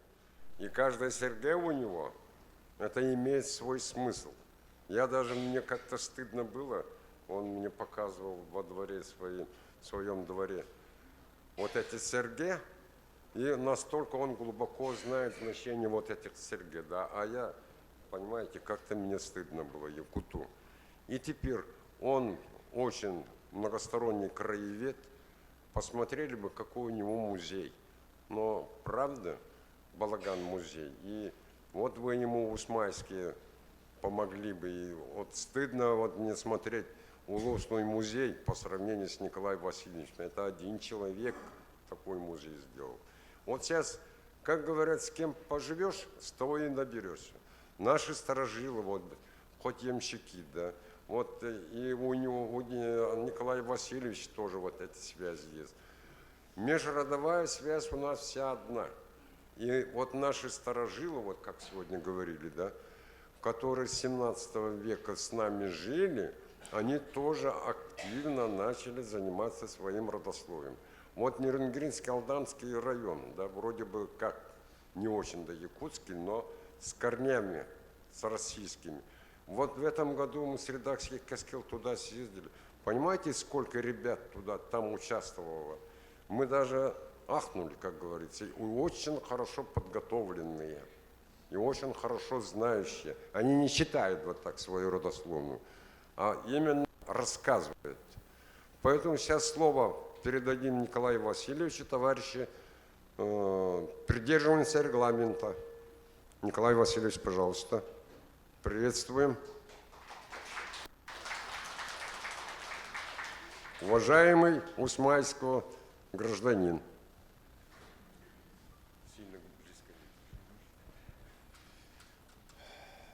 Здравствуйте всем, кто организовал этот форум, мероприятие, руководству Института генеалогии Якутии, всем приглашенным и участникам, всех, а также лично выражаю спасибо и низкий поклон Константину Ильичу за его помощь мне во многих моментах, конкретных делах, а также и нахожусь тут тоже с его подачи. Со времени знакомства и общения с этим удивительно работоспособным и чутким человеком. Готовясь к выступлению, хочу сказать о древе Николаевых Кривошейных. У нас произошло хорошее открытие вот в этом году, в 25-м. Дополнение к древу и поистине огромное. Это благодаря вот такому человеку, как Бояркин Олег Николаевич. Он очень целеустремленный представитель своего рода, 300-летний. Он сейчас находится там в кабине и будет тут транслировать наше соединительное древо. И вот у нас же сейчас происходит не только, которые начинающие составляют древо, но и межродовые уже, а потом межпоселковые и так далее. Поэтому вот у нас такое событие произошло. Он собрал древо 300-летнего истории, 300-летней. И это событие произошло в течение 1 года. Вот я никак не мог составить план презентации. Вот он будет показывать, увеличивать, отдалять по блокам. Кривошейный отдельно, Николаева отдельно, Бояркины отдельно. А я буду параллельно рассказывать. Я хочу ввести тут понятие, его не говорили. Я хочу вот в освящение древа ввести такое понятие, как живое слово. А живое слово заключается в том, когда предки оставляют свои подлинные слова в дневниках, воспоминаниях, и они подтверждают то, что они на самом деле были. И вот это слово предков, оно очень доходчиво и возбуждает интерес вот к начинающим, которые собирают древо. Поэтому я тоже тут хочу продемонстрировать слова своих предков, которые вот говорили в своих дневниках, воспоминаниях, они очень отзываются в сердцах.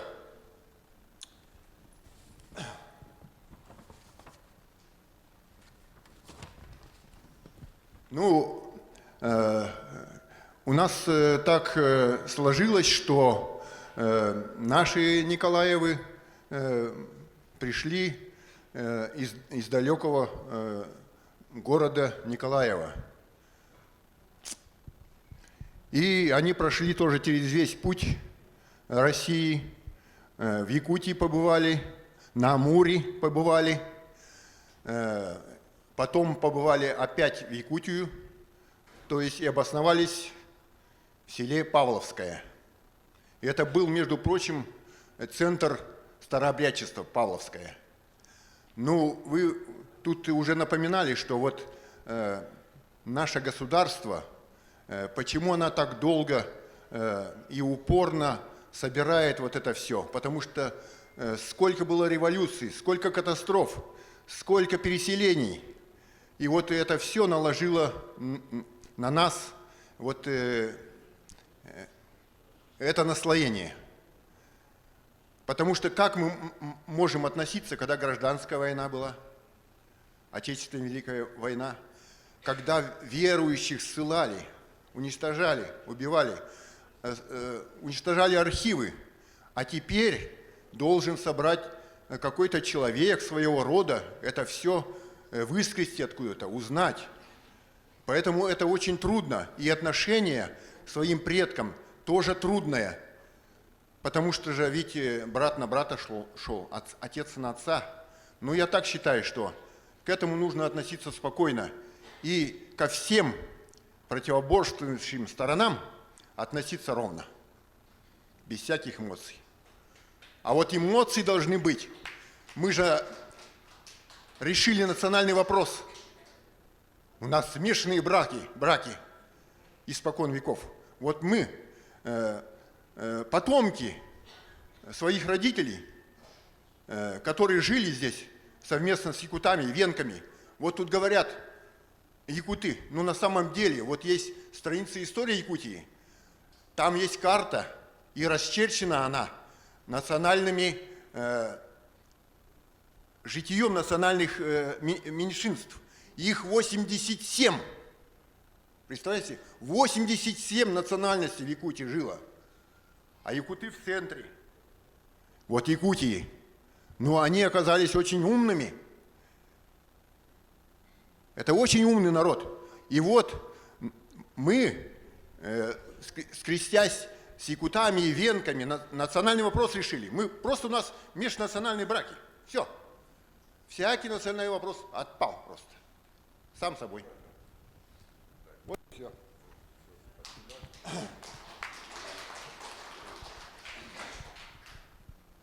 Вот Николаю Васильевичу очень большое спасибо. Вот они кривошеяны, у вас, Николай Васильевич, они же по всей России, и за границей, везде, и по Дальнему Востоку живут, понимаете, да?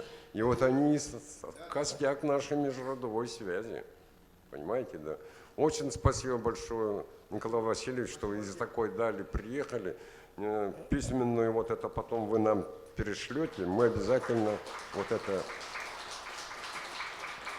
Сейчас, товарищи, времени мало, давайте сократим до 7 минут. Герасимова, пожалуйста. Елена Михайловна. Библиотека тяхтюрского наследия. Кстати, Тяхтюре открывается, как называется, образовательный центр генеалогии для учащихся. И Елена Михайловна свой уголок родословной библиотеки, если она занимается родословием наследия. Я туда иду, да? Ага. Добрый день, участники форума. Мы, вот, Тяхтюрская сельская модельная библиотека Хангаласского вуза работает с программой «Древо жизни 5» с 2018 года. В этом...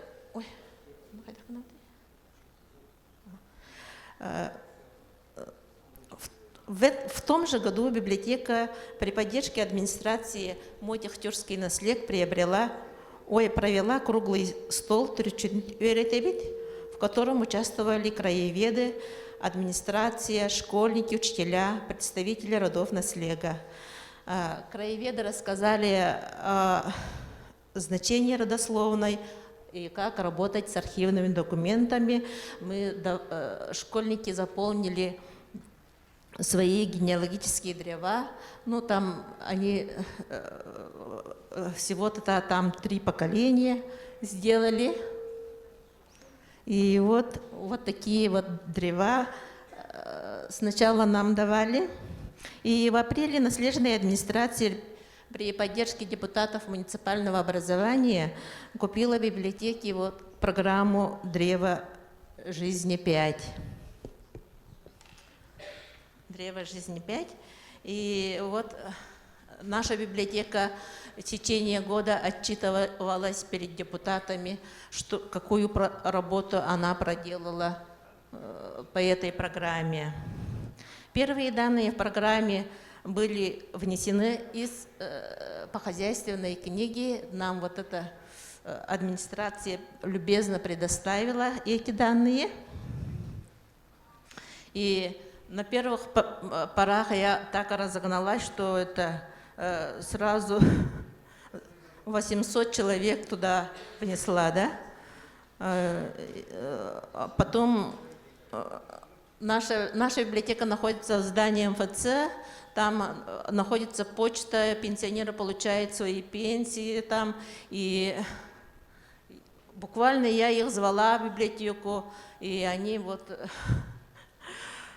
рассказывали о своих родственниках, давали данные, и я так и заносила. Также брали сведения из книг, которые выпускали семьи. И в ноябре 2018 года организовали мы встречу главы наслега, краеведов с музеем, с Дмитрием, с Константином Ильичем. И итогом этих встреч стало решение создания музея родословной. Следующий год, 2019 год, у нас в Техтюркском наследии был объявлен годом предков Эбигасыла. В течение года была проведена большая работа по составлению родословной. И мы выступали с опытом работы в передачах Талбан, Якутия-24, ездили в Намский улус по обмену опытом, делали мастер-классы по составлению генеалогического древа. И по этой программе и в мае 2019 года у нас состоялась научно-поисковая конференция Кахсакагалара, и там приняли участие очень много участников с докладами по родословной. И эти данные мы все внесли по этой программе в эту программу. Даже приехали с Верхневилюйского улуса. На празднике ИСЭХ, посвященном Году предков, летом состоялся конкурс по тельбе, и с каждой тельбе семьи рассказали о своих родословных, и мы рассказали, даже приехала семья Широких, потомки Широких Алексея Дмитриевича, и мы рассказали о работе библиотеки и по составлению родословной наследия, попросили помочь в составлении родословной Алексея Дмитриевича Широких, на что они с радостью согласились, откликнулись, обещали помочь и не терять связей.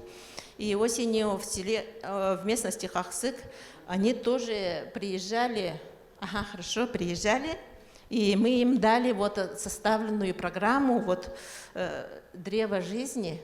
И у нас стала традицией большие даты, названия улиц присваивали же, да, в наследие, и мы давали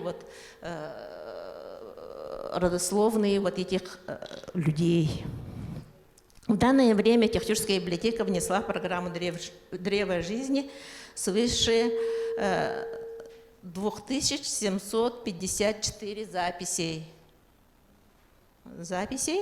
и занесены родословно таких больших родов, как Шадрины, Ильины, Заморщиковы, Козловы.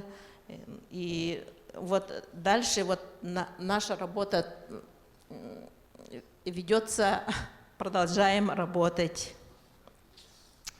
И все, да? Ага, все.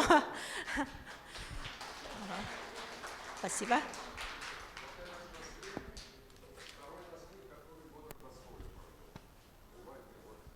Галина Михайловна очень большую там организационную работу провела. Пожалуйста, Ирина Иннокентьевна. По 7 минут, потому что наш главный герой побольше должен рассказать. Добрый день. У меня 4 минуты. Так. Работа по родословию МБУ Хангаласской межпоселенческой централизованной библиотечной системы. Опыт работы нашей библиотеки по родословию начинается с 2003 года. В целях дальнейшего сохранения и изучения пропаганды и информации краеведческого характера была начата усиленная работа по сбору материалов для полнотекстовой базы данных страницы истории Хангаласского улуса. Все библиотеки и филиалы активно подключались к этой работе, начав сбор материалов по истории своего наследия. Все эти собранные базы данных в дальнейшем стали источником для издания, выпуска книг по истории наследов Хангаласского улуса. И необходимо отметить положительный опыт вот Тяхтюрской сельской модельной библиотеки, о которой рассказала Лена Михайловна. С апреля 2021 года библиотеки назначены ответственные по организации сбора материалов по родословной вводу материалов АИС «Древо жизни». Все главы муниципальных образований в том же году подписали договор о сотрудничестве с ООО НИИ генеалогии и этнологии народов Севера по созданию архива родословной.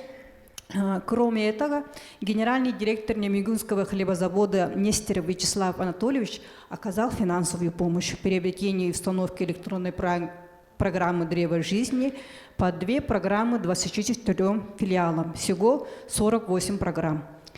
В данное время Хангаласским ЦБС внесено 12 980 записей. В декабре 2021 года и в марте 2022-2023 годах совместно с ООО НИИ генеалогии и этнологии народов Севера проведены 3 улусных семинар-практикума библиотекарей по теме создания наследных семейно-родовых архивов жителей. И в 2018-2023 годах активно принимали участие в съезде родословия народов Республики Саха-Якутия. В 2023 году организовали сборную выставку хангаласского родословия в Якутске. В 2024 году на форуме родословия Хангаласского улуса организовали большую выставку книг по истории Хангаласского улуса, помогали в поиске участников форума, и также сами активно выступали с докладами. В 2024 году провели мастер-класс по программе «Древо жизни» новым сотрудникам. На сайте библиотеки открыли рубрики родословия Хангаласского улуса, где разместили обучающие видеопрактикум по «Древо жизни», видео, как работать на сайте в Национальном архиве АИС и ЛАР, видео поиск тематической коллекции Национальной библиотеки по семейной списке 26-27 годах. В ноябре провели для наших читателей очень актуальный, полезный и интересный круглый стол «Летописи поколений» Кырёнус Русуктара. Краеведы улуса и авторы семейных родовых книг увлекательно делились бесценным опытом составления, издания, выпуска своих книг. 1 октября этого года прошел первый улусный форум «Активное долголетие. Наследники Победы». В рамках форума мы тоже провели мастер-класс по составлению родословной «Древо жизни». Библиотека продолжает начатую работу в данное время в плане составления библиографического списка и тематической коллекции в нашей электронной библиотеке «Семейные родовые книги Хангаласского улуса». Спасибо за внимание.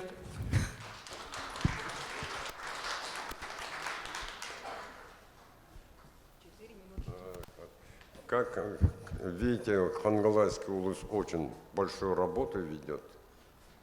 Сейчас слово мы предоставляем Дмитрию Александровичу. Пожалуйста, Дмитрий Александрович. Добрый день, уважаемые слушатели.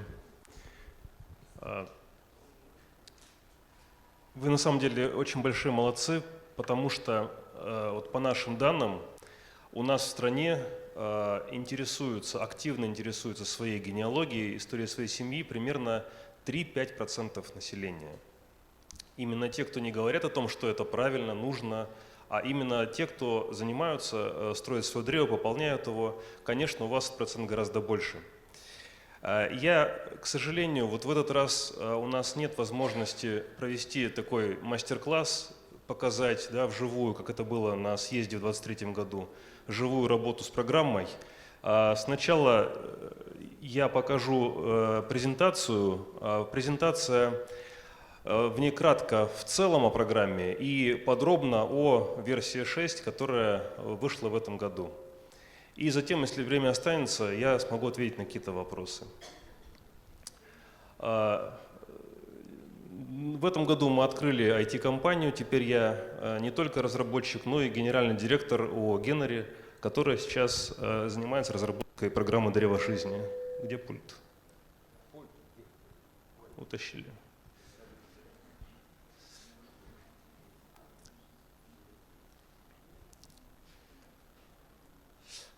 Я сразу прошу извинения, может быть, немножко сложновато будет презентация, потому что буквально 2 недели назад я показывал ее на фестивале Генэкспо в Москве, ну, в среде профессионалов, генеалогов.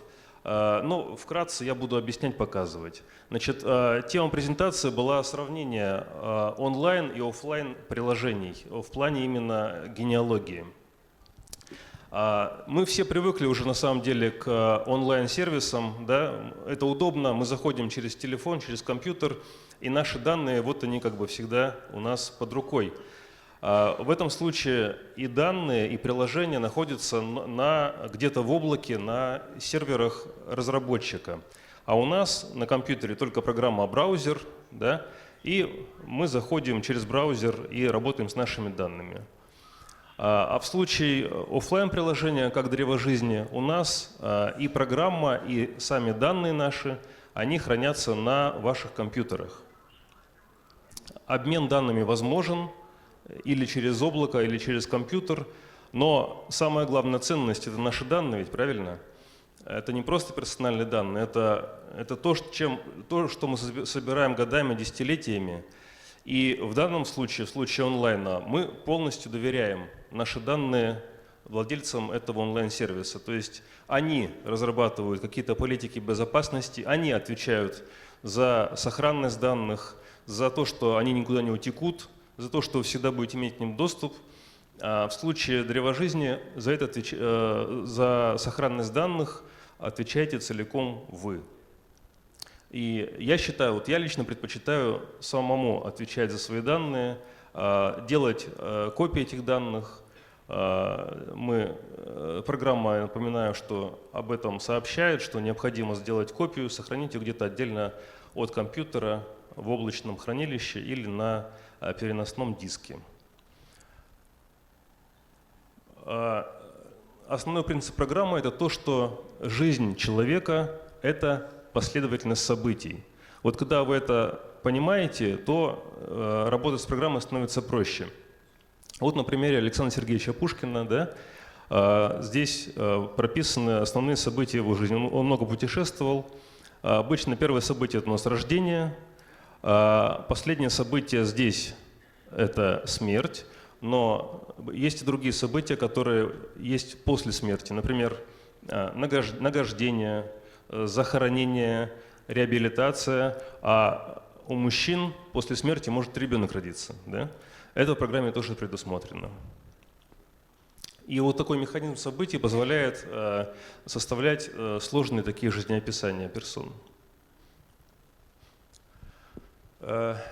Начинаем мы с ввода информации о самих родственниках, и для родственников мы прописываем события в их жизни. Есть у нас такое понятие, как источник данных, да, то есть в идеале все события должны подкрепляться какими-то источниками. Но не всегда это возможно, но это в идеале. Добавляем персоне фотографии, видео, любые другие документы. Причем не только персоне можно добавить много фотографий, но и у фотографий можно указать несколько персон, к которым она относится. Или у видео, или другого документа. Персон выделяем на групповых фотографиях. Данных у нас много, да, поэтому есть все механизмы для сортировки, поиска данных. И дальше данные мы ввели, и программа на основании вот этих данных и на основании событий строит родословные деревья. Деревья строятся с фотографиями, отображаются степени родства. Да? Дерево зависит от того, от какой персоны вы дерево построили. Вы можете взять любую персону из своих данных и относительно нее построить древо, и степень родства будет подписана относительно этой персоны. И очень важно, если у нас дерево достаточно большое, нам важно ограничить набор персон в древе, потому что бывает, программа умеет строить вообще полное древо, где не только ваши родственники находятся, а еще родственники вашей супруги, то есть теща, там, тесть, и их все кровные родственники в одном древе можно отобразить. Но это оправдано, когда родственников немного. А если древо большое, вам нужно какие-то более ограниченные типы деревьев использовать. И дальше мы можем сохранить построенное древо для печати, в том числе для широкоформатной печати. В формате, в 6-й версии уже можно сохранить без страничного деления в формате PDF. Есть также возможность сохранения в формате для публикации на веб-сайте, об этом будет чуть позже. Есть возможность создания родословных росписей. Родословная роспись, напоминаю, это текстовый, в отличие от древа, это текстовый способ представления информации в упорядоченном виде, и она содержит максимальное количество информации, и она больше, чем древо, подходит для печати в ваших книгах. В новой версии появилась возможность отображения на карте персон и событий выбранной персоны. Поддерживается формат GitCom, об этом я позже скажу. И, возможно, совместная работа с данными через облачное хранилище. Ну, коротко о лицензировании. Бесплатная версия, то, что с сайта вы загружаете, до 40 персон. Кто-то говорит, 40 персон, это мне хватит. Не хватит, потому что вы увлекаетесь, и, конечно, 40 персон это очень быстро заполняются. Вы покупаете лицензию, чтобы это снять ограничения. Лицензия бессрочная, то есть когда у вас лицензия на 6-ю версию, это не подписка, вы пользуетесь этой версией неограниченно долго. Если выходит новая версия, 7-я, например, вы можете перейти по желанию на новую версию со скидкой. И лицензия нужна только для редактирования. То есть если вы в программе открываете большой файл, там больше 40 персон, которые вам прислали родственники, то вам лицензия для просмотра не нужна. Вы его можете открыть, строить деревья, сохранять для печати. Все, кроме редактирования данных, доступно.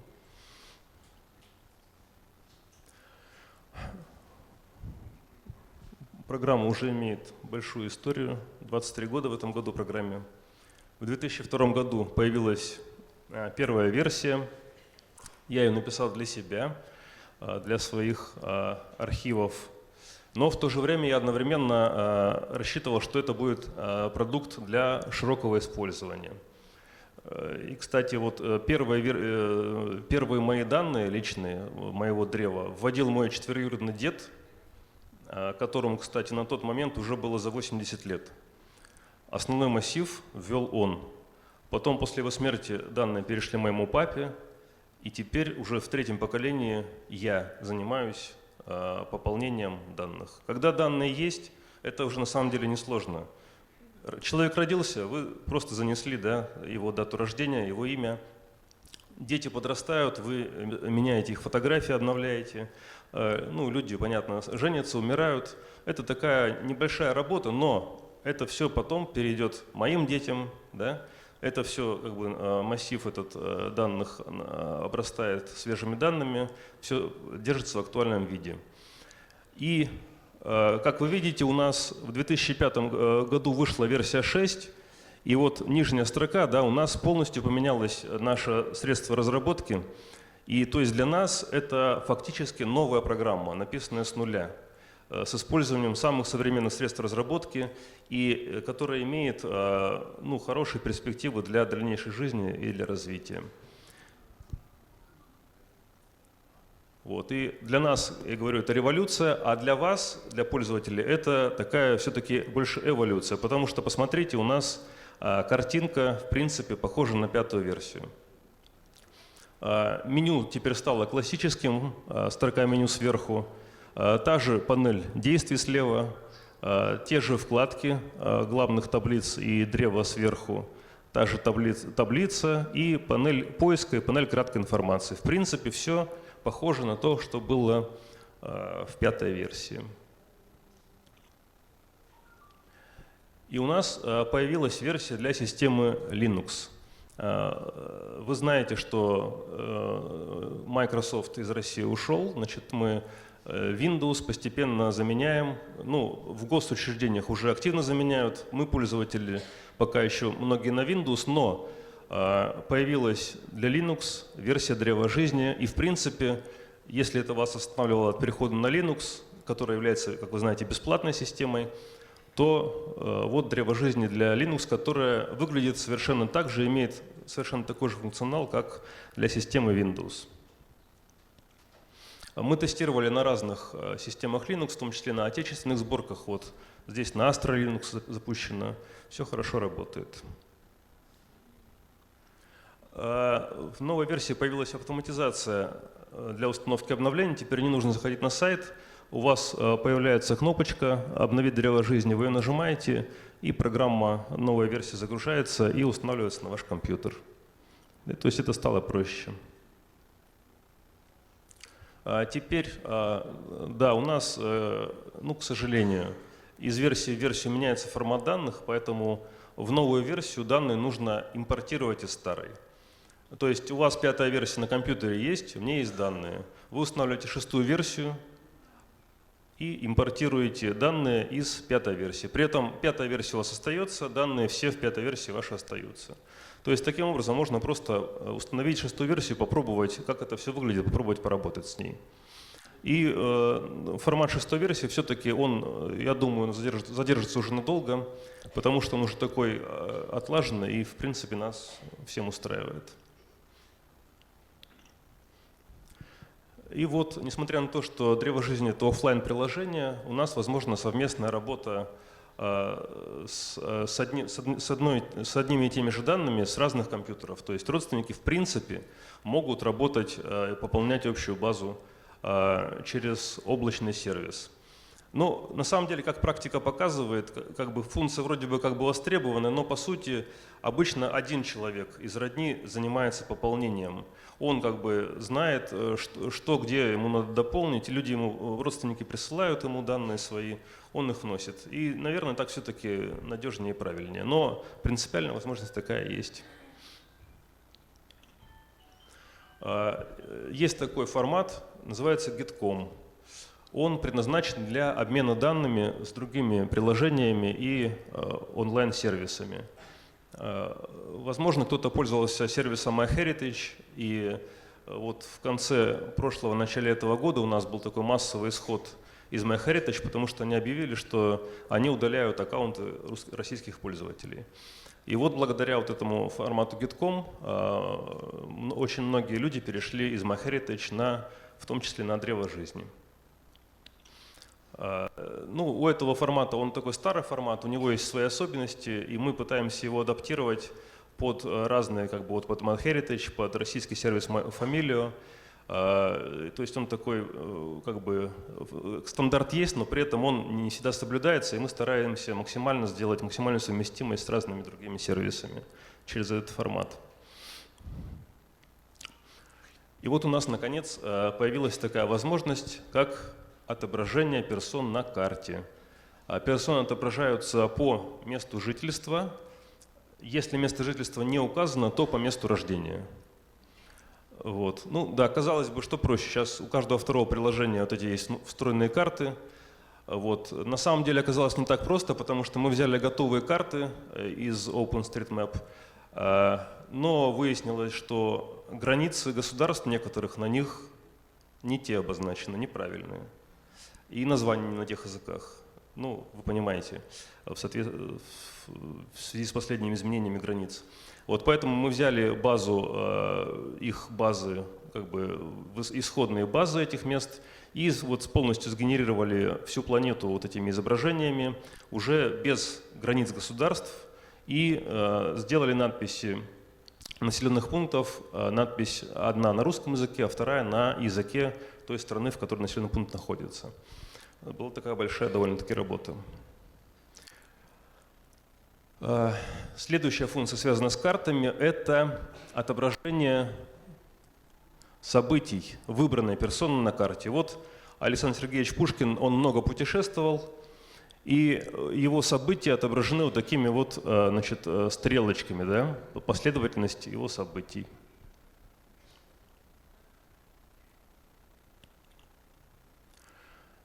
И еще одна функция полезная, связанная с картами, это так называемый геокодинг. Это когда вы вводите на какое-то название, да, населенного пункта, возможно, устаревшее название или там с ошибками вводите, а сервис пытается подобрать населенные пункты как бы близкие по тому, что вы ввели, и выдает их полные названия и координаты.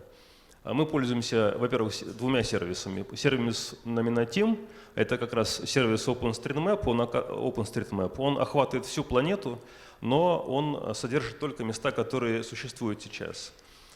И также у нас подписан договор с российским сервисом Familio, и мы берем их данные тоже. И вот у них есть и населенные пункты, которые вот на данный момент не существуют. Это их такая ценность. Но поскольку карта у нас актуальная, поэтому, скорее всего, на карте в этом населенном пункте будет пустое место отображаться. Дальше переходим к самому, собственно, древу. Появился новый тип древа. Прямая родня, братья, сестры, корни. Да, это к вопросу об ограничении, да, о том, что в древе отобразить мы хотим только тех персон. Это я нажал? Ага. Только тех персон, которые нам нужны. И вот буквально недавно, в версии 6.1, появилось древо связи двух выбранных персон. То, о чем нас, кстати, тоже давно просили. Кроме корня древа выбирайте вторую персону, и программа показывает связь или связи, потому что если у нас есть межродственные браки в древе, то связей таких может быть несколько.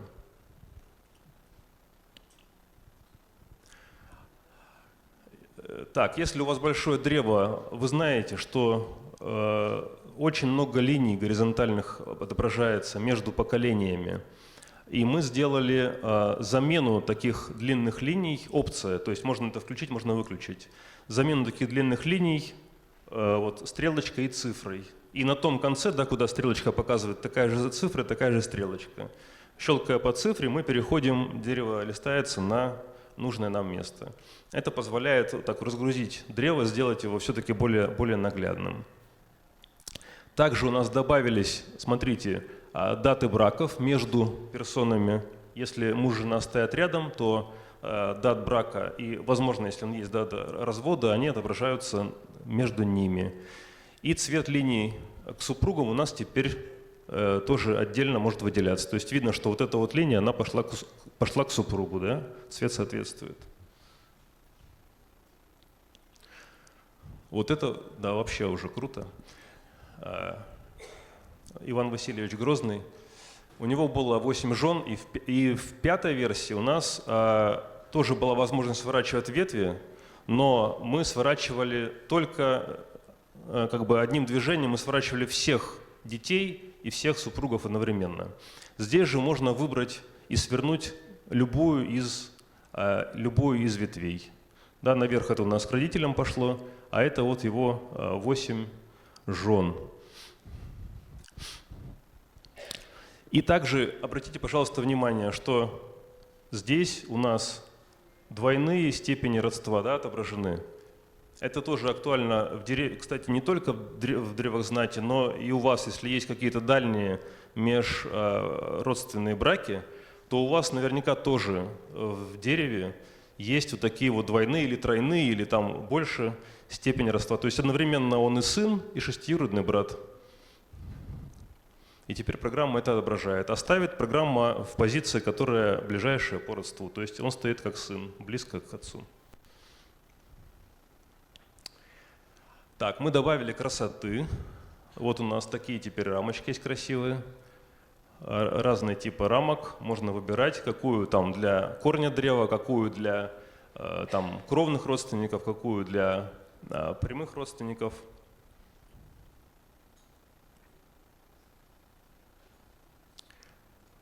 Вот, пожалуйста, возможный результат вашей работы. То есть здесь дизайнер не работал. Это полностью древо сделано в программе «Древо жизни». Был взят фон. У нас там 17, по-моему, стандартных фонов. Вот этот вот, да, картинка. Древо на нем как бы размещено, да, подвигали его, это тоже в программе делается. Корень древа, смотрите, у него фотография увеличена, да, и шрифт увеличен, и сам узел это имеет рамочку красивую. Выбран цвет линий, цвет заголовка, заголовок, шрифт выбран. И вот в таком виде древа мы можем сохранить в формате PDF, отнести в широкоформатную печать и напечатать на любом доступном вам формате. Вот такая картинка висит у меня в офисе, на холсте напечатанная. Это может сделать каждый из вас.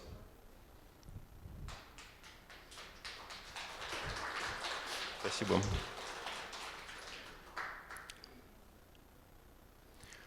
Вот, что касается формата PDF, у нас появилась возможность сохранять PDF не постранично, как только было раньше возможно, а единым массивом. То есть вот галочку можно снять по страницам, и этот PDF прекрасно принимают в сервисе печати, куда вы это отнесете. Также у нас есть другие форматы для сохранения. Да, у нас есть в формате растровой графики, добавился формат JPEG. В формате PNG теперь большое древо не режется по кусочкам на несколько файлов, а сохраняется в одном файле. Векторная графика у нас для тех, кто умеет продвинуто редактировать там в каких-то редакторах, можно отдельные узлы, чтобы двигать, как-то переносить. И вот формат HTML, он предназначен для сохранения древа для публикации на вашем сайте, если у вас есть сайт. Вот это уже древо, открытое в браузере, да, ну, это не на сайте, а локально он находится, файл, но тем не менее. Чем это удобно? Тем, что если у вас есть сайт, вы можете отправить родственнику просто ссылку на ваш сайт. Это самый простой способ поделиться вашим древом. Значит, здесь у нас это древо векторное, то есть работает поиск по тексту в узлах древа, ну, стандартный в браузере поиск. И если мы щелкнем по персоне здесь, то открывается как бы такое окошко с информацией о персоне в древе, где есть вот эти вот активные работающие ссылки. То есть получается такой семейный мини-сайт. Но для этого вам нужно, как бы, сайт мы не размещаем у себя, вы понимаете. Для этого вам нужно договориться с компанией, которая семейные сайты, ну, размещает. Это стоит каких-то небольших денег, чтобы иметь такую вот возможность. Тогда у него будет адрес в интернете у этого сайта, и будет возможность вот публиковать и посылать родственникам ссылки. Да, теперь добавилась галерея фотографий, то есть когда вы от персоны щелкаете по фотографии, переходите к фотографии, у нас еще отображаются и другие фотографии, связанные с этой персоной, упорядоченные там по дате или как вы их упорядочили. Вот. А это, кстати, эти возможности были в 5-й версии. То есть вот персоны выделяются, да, нумеруются, здесь они подписаны. И даже отображается возраст персон на момент фотографирования. У всех здесь возраст написан примерно, потому что у нас у фотографии не указана точная дата, указан только год.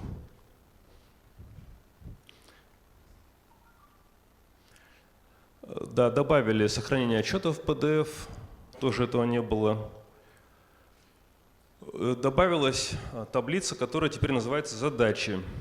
То есть вот, например, вы хотите запомнить, что вам нужно уточнить дату рождения какой-то определенной персоны.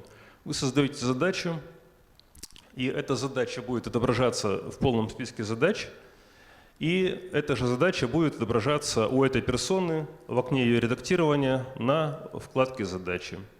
То есть такие вот себе напоминалки делать, чтобы не забыть какие-то моменты. Вот, что могу еще сказать? Программа продолжает развиваться, выходят новые версии. Она остается офлайн приложением, то есть по-прежнему ваши данные все хранятся у вас на компьютере, и вы за них отвечаете. И мы к ним никакого доступа в принципе не имеем. Поэтому, пожалуйста, не забывайте архивные копии делать и храните их где-то отдельно от компьютера, на внешнем диске и в облачном где-то хранилище. Из планов у нас есть создание мобильного приложения, но опять же, поскольку программа у нас офлайн, то вопрос в том, как данные попадут в это мобильное приложение. Они попадут через ваше персональное облако. Вот. Мобильное приложение обязательно будет, но, наверное, функционал все-таки будет в него немножко уступать приложению для большого компьютера. Ну, хотя бы в силу того, что у нас экранчик-то маленький, а древа у нас большие. На этом, пожалуй, все. Спасибо за внимание. Очень жаль, что нельзя вот вживую так вот с компьютера продемонстрировать.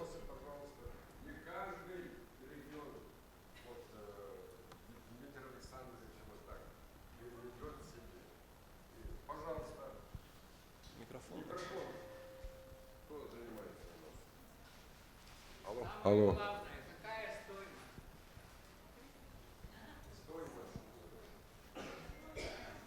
До 40 персон бесплатно. А дальше у нас есть два типа лицензий. Есть лицензия для компьютера и есть лицензия для переносного диска, которая нужна, чтобы вы ставите программу на этот диск и приходите к родственникам, диск втыкаете в их компьютер, и у вас там лицензированная программа. Программа для компьютера стоит сейчас 1900, программа лицензии для переносного диска 2900. Вот. Если у вас есть, вы когда-то раньше покупали лицензию, например, на 5-ю версию, то у вас будет скидка 30% автоматически. Если обновление, если 5-я есть, у меня обновление бесплатное или платное? Обновление платное со скидкой. Если вы указываете при заказе тот же адрес, на который вы покупали 5-ю, у вас автоматически будет скидка 30%. Если облако мы сохраняем, там оно безопасное и бесплатное? Ну, в Яндекс.Облаке там какой-то объем, какой-то достаточно большой, бесплатный, да. Но это не наше облако, это сторонний сервис. И вот насчет печати мне непонятно было. Там формат PDF я должна выбирать. Когда я отправляла родственникам, я там векторную выбрала, там еще по отдельности прямая родственники, вот эти, да. И они, некоторые говорили, что не можем открыть эту. И вот ну вот сейчас вот формат PDF, он стал такой у нас такой правильный формат, и в принципе он везде должен открываться правильно и хорошо, и у родственников, и в сервисе, то есть в принципе можно его советовать для сохранения. А вот я еще хотела просто как черновик на А4 напечатать. Это какой формат выбрать мне? Тоже PDF? Ну, на А4 какой угодно, ну, PDF, например. На А4 у вас не влезет древо ваше. На А4 влезет несколько персон буквально, или очень мелко будет, так что невозможно прочитать. Вот. Но есть еще у нас, может быть, кто-то не знает, в 5-й версии тоже был, это горизонтальное древо, когда у нас родственники не сверху и не снизу, а слева. И тогда можно сделать это древо более компактным. Там оставить буквально имя, фамилию и годы жизни. И в горизонтальном древе тогда уже, в принципе, можно уже вот на А4 попробовать что-то уместить. Спасибо.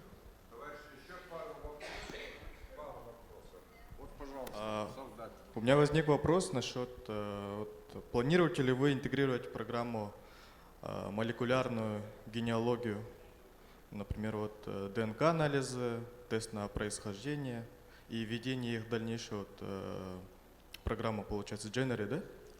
Древо жизни.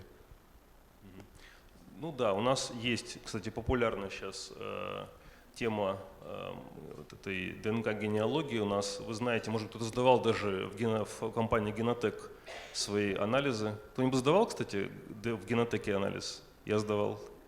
Нет?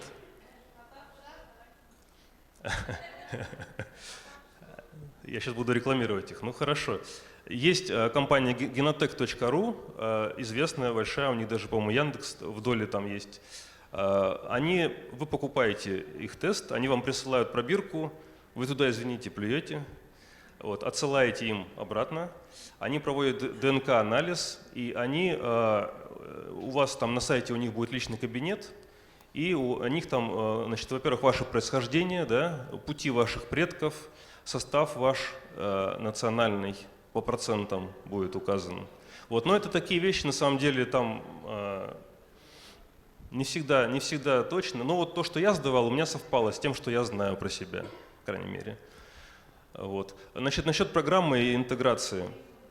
Ну, то есть анализами, конечно, мы заниматься не будем. В принципе, в программе есть такая возможность создать поле, дополнительное поле для персоны, и именно вот для ДНК, да, для вот этих вот маркеров, и туда это записывать. А может быть, будут совместные работы с сервисами, например, по предоставлению ДНК-анализов, и получается через ваш сервис будут скидки какие-нибудь там, ну, дополнительные такие? Ну, все возможно. Но я подчеркиваю, что у нас все-таки офлайн программа, да, у нас данные все у вас, поэтому тут как бы с этим связаны нюансы все. Спасибо. Можно ли вопрос, вот то, что касается библиотек нашей республики, у нас их 35 ЦБС, ну это как бы централизованные библиотечные системы, их всего 503. И они занимаются вот созданием такой базы на 5, да, на древо 5. Если они все, ну, у них же тоже есть договора, соглашения, да, и вот они тогда могут перейти на это древо 6. Константин Ильич, вот, как будет это происходить? Что касается библиотек, завтра на пленарном заседании я со сцены сделаю объявление, которое, я надеюсь, очень вас порадует. Спасибо, мы будем ждать.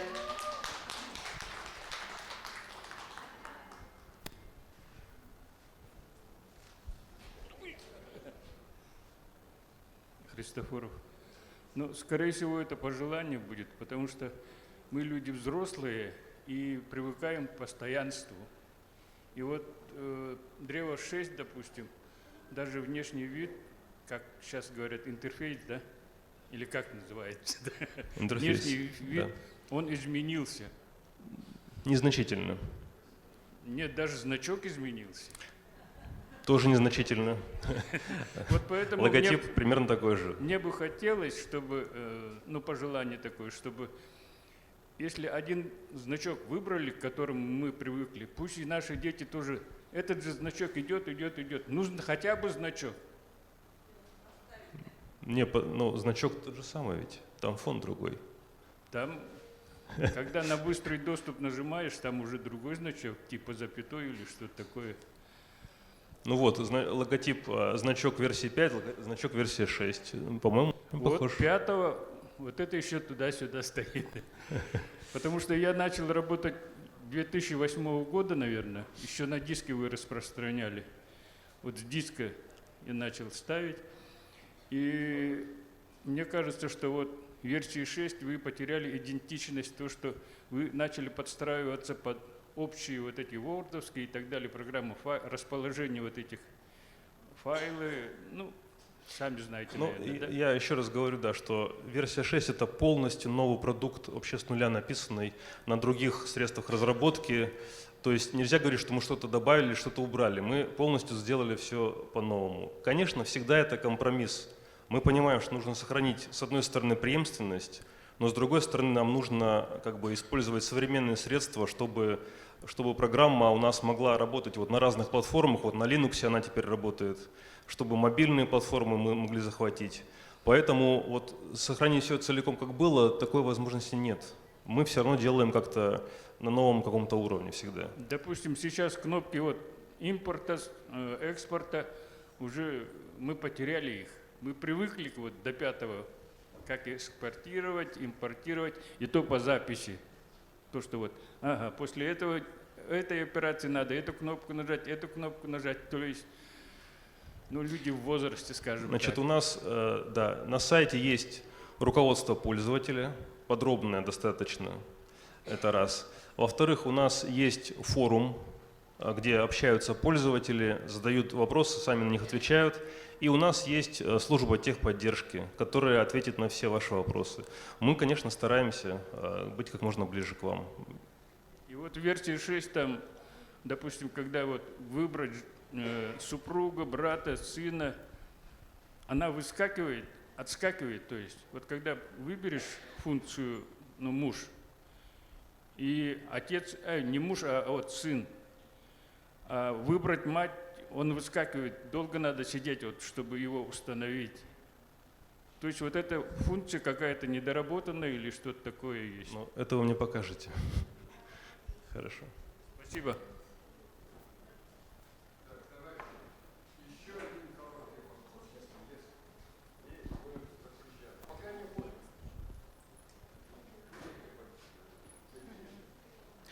Ага. Добрый день, меня зовут Олеся Сосина.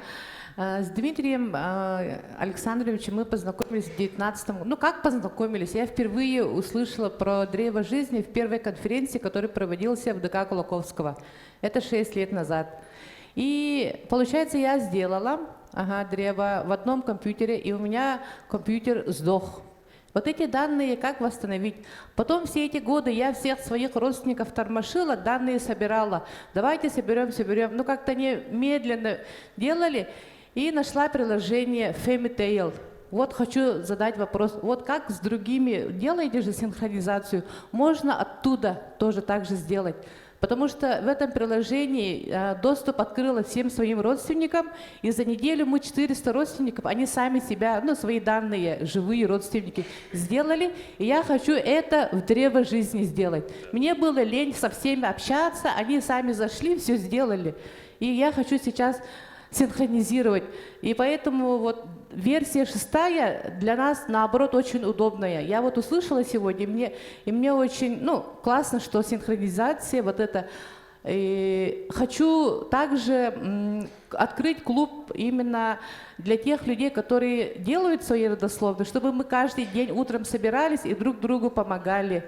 Помещение поддерживающее мы нашли. И Константин Ильич поддерживает. И можно ли, чтобы вы онлайн нас вели?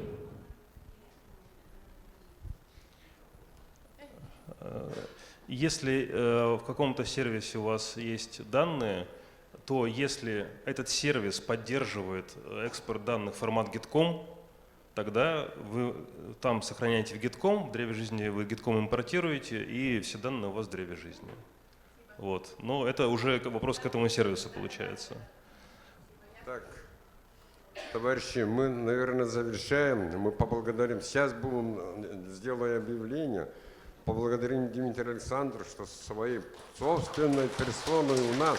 Его Спасибо. можно ощупать.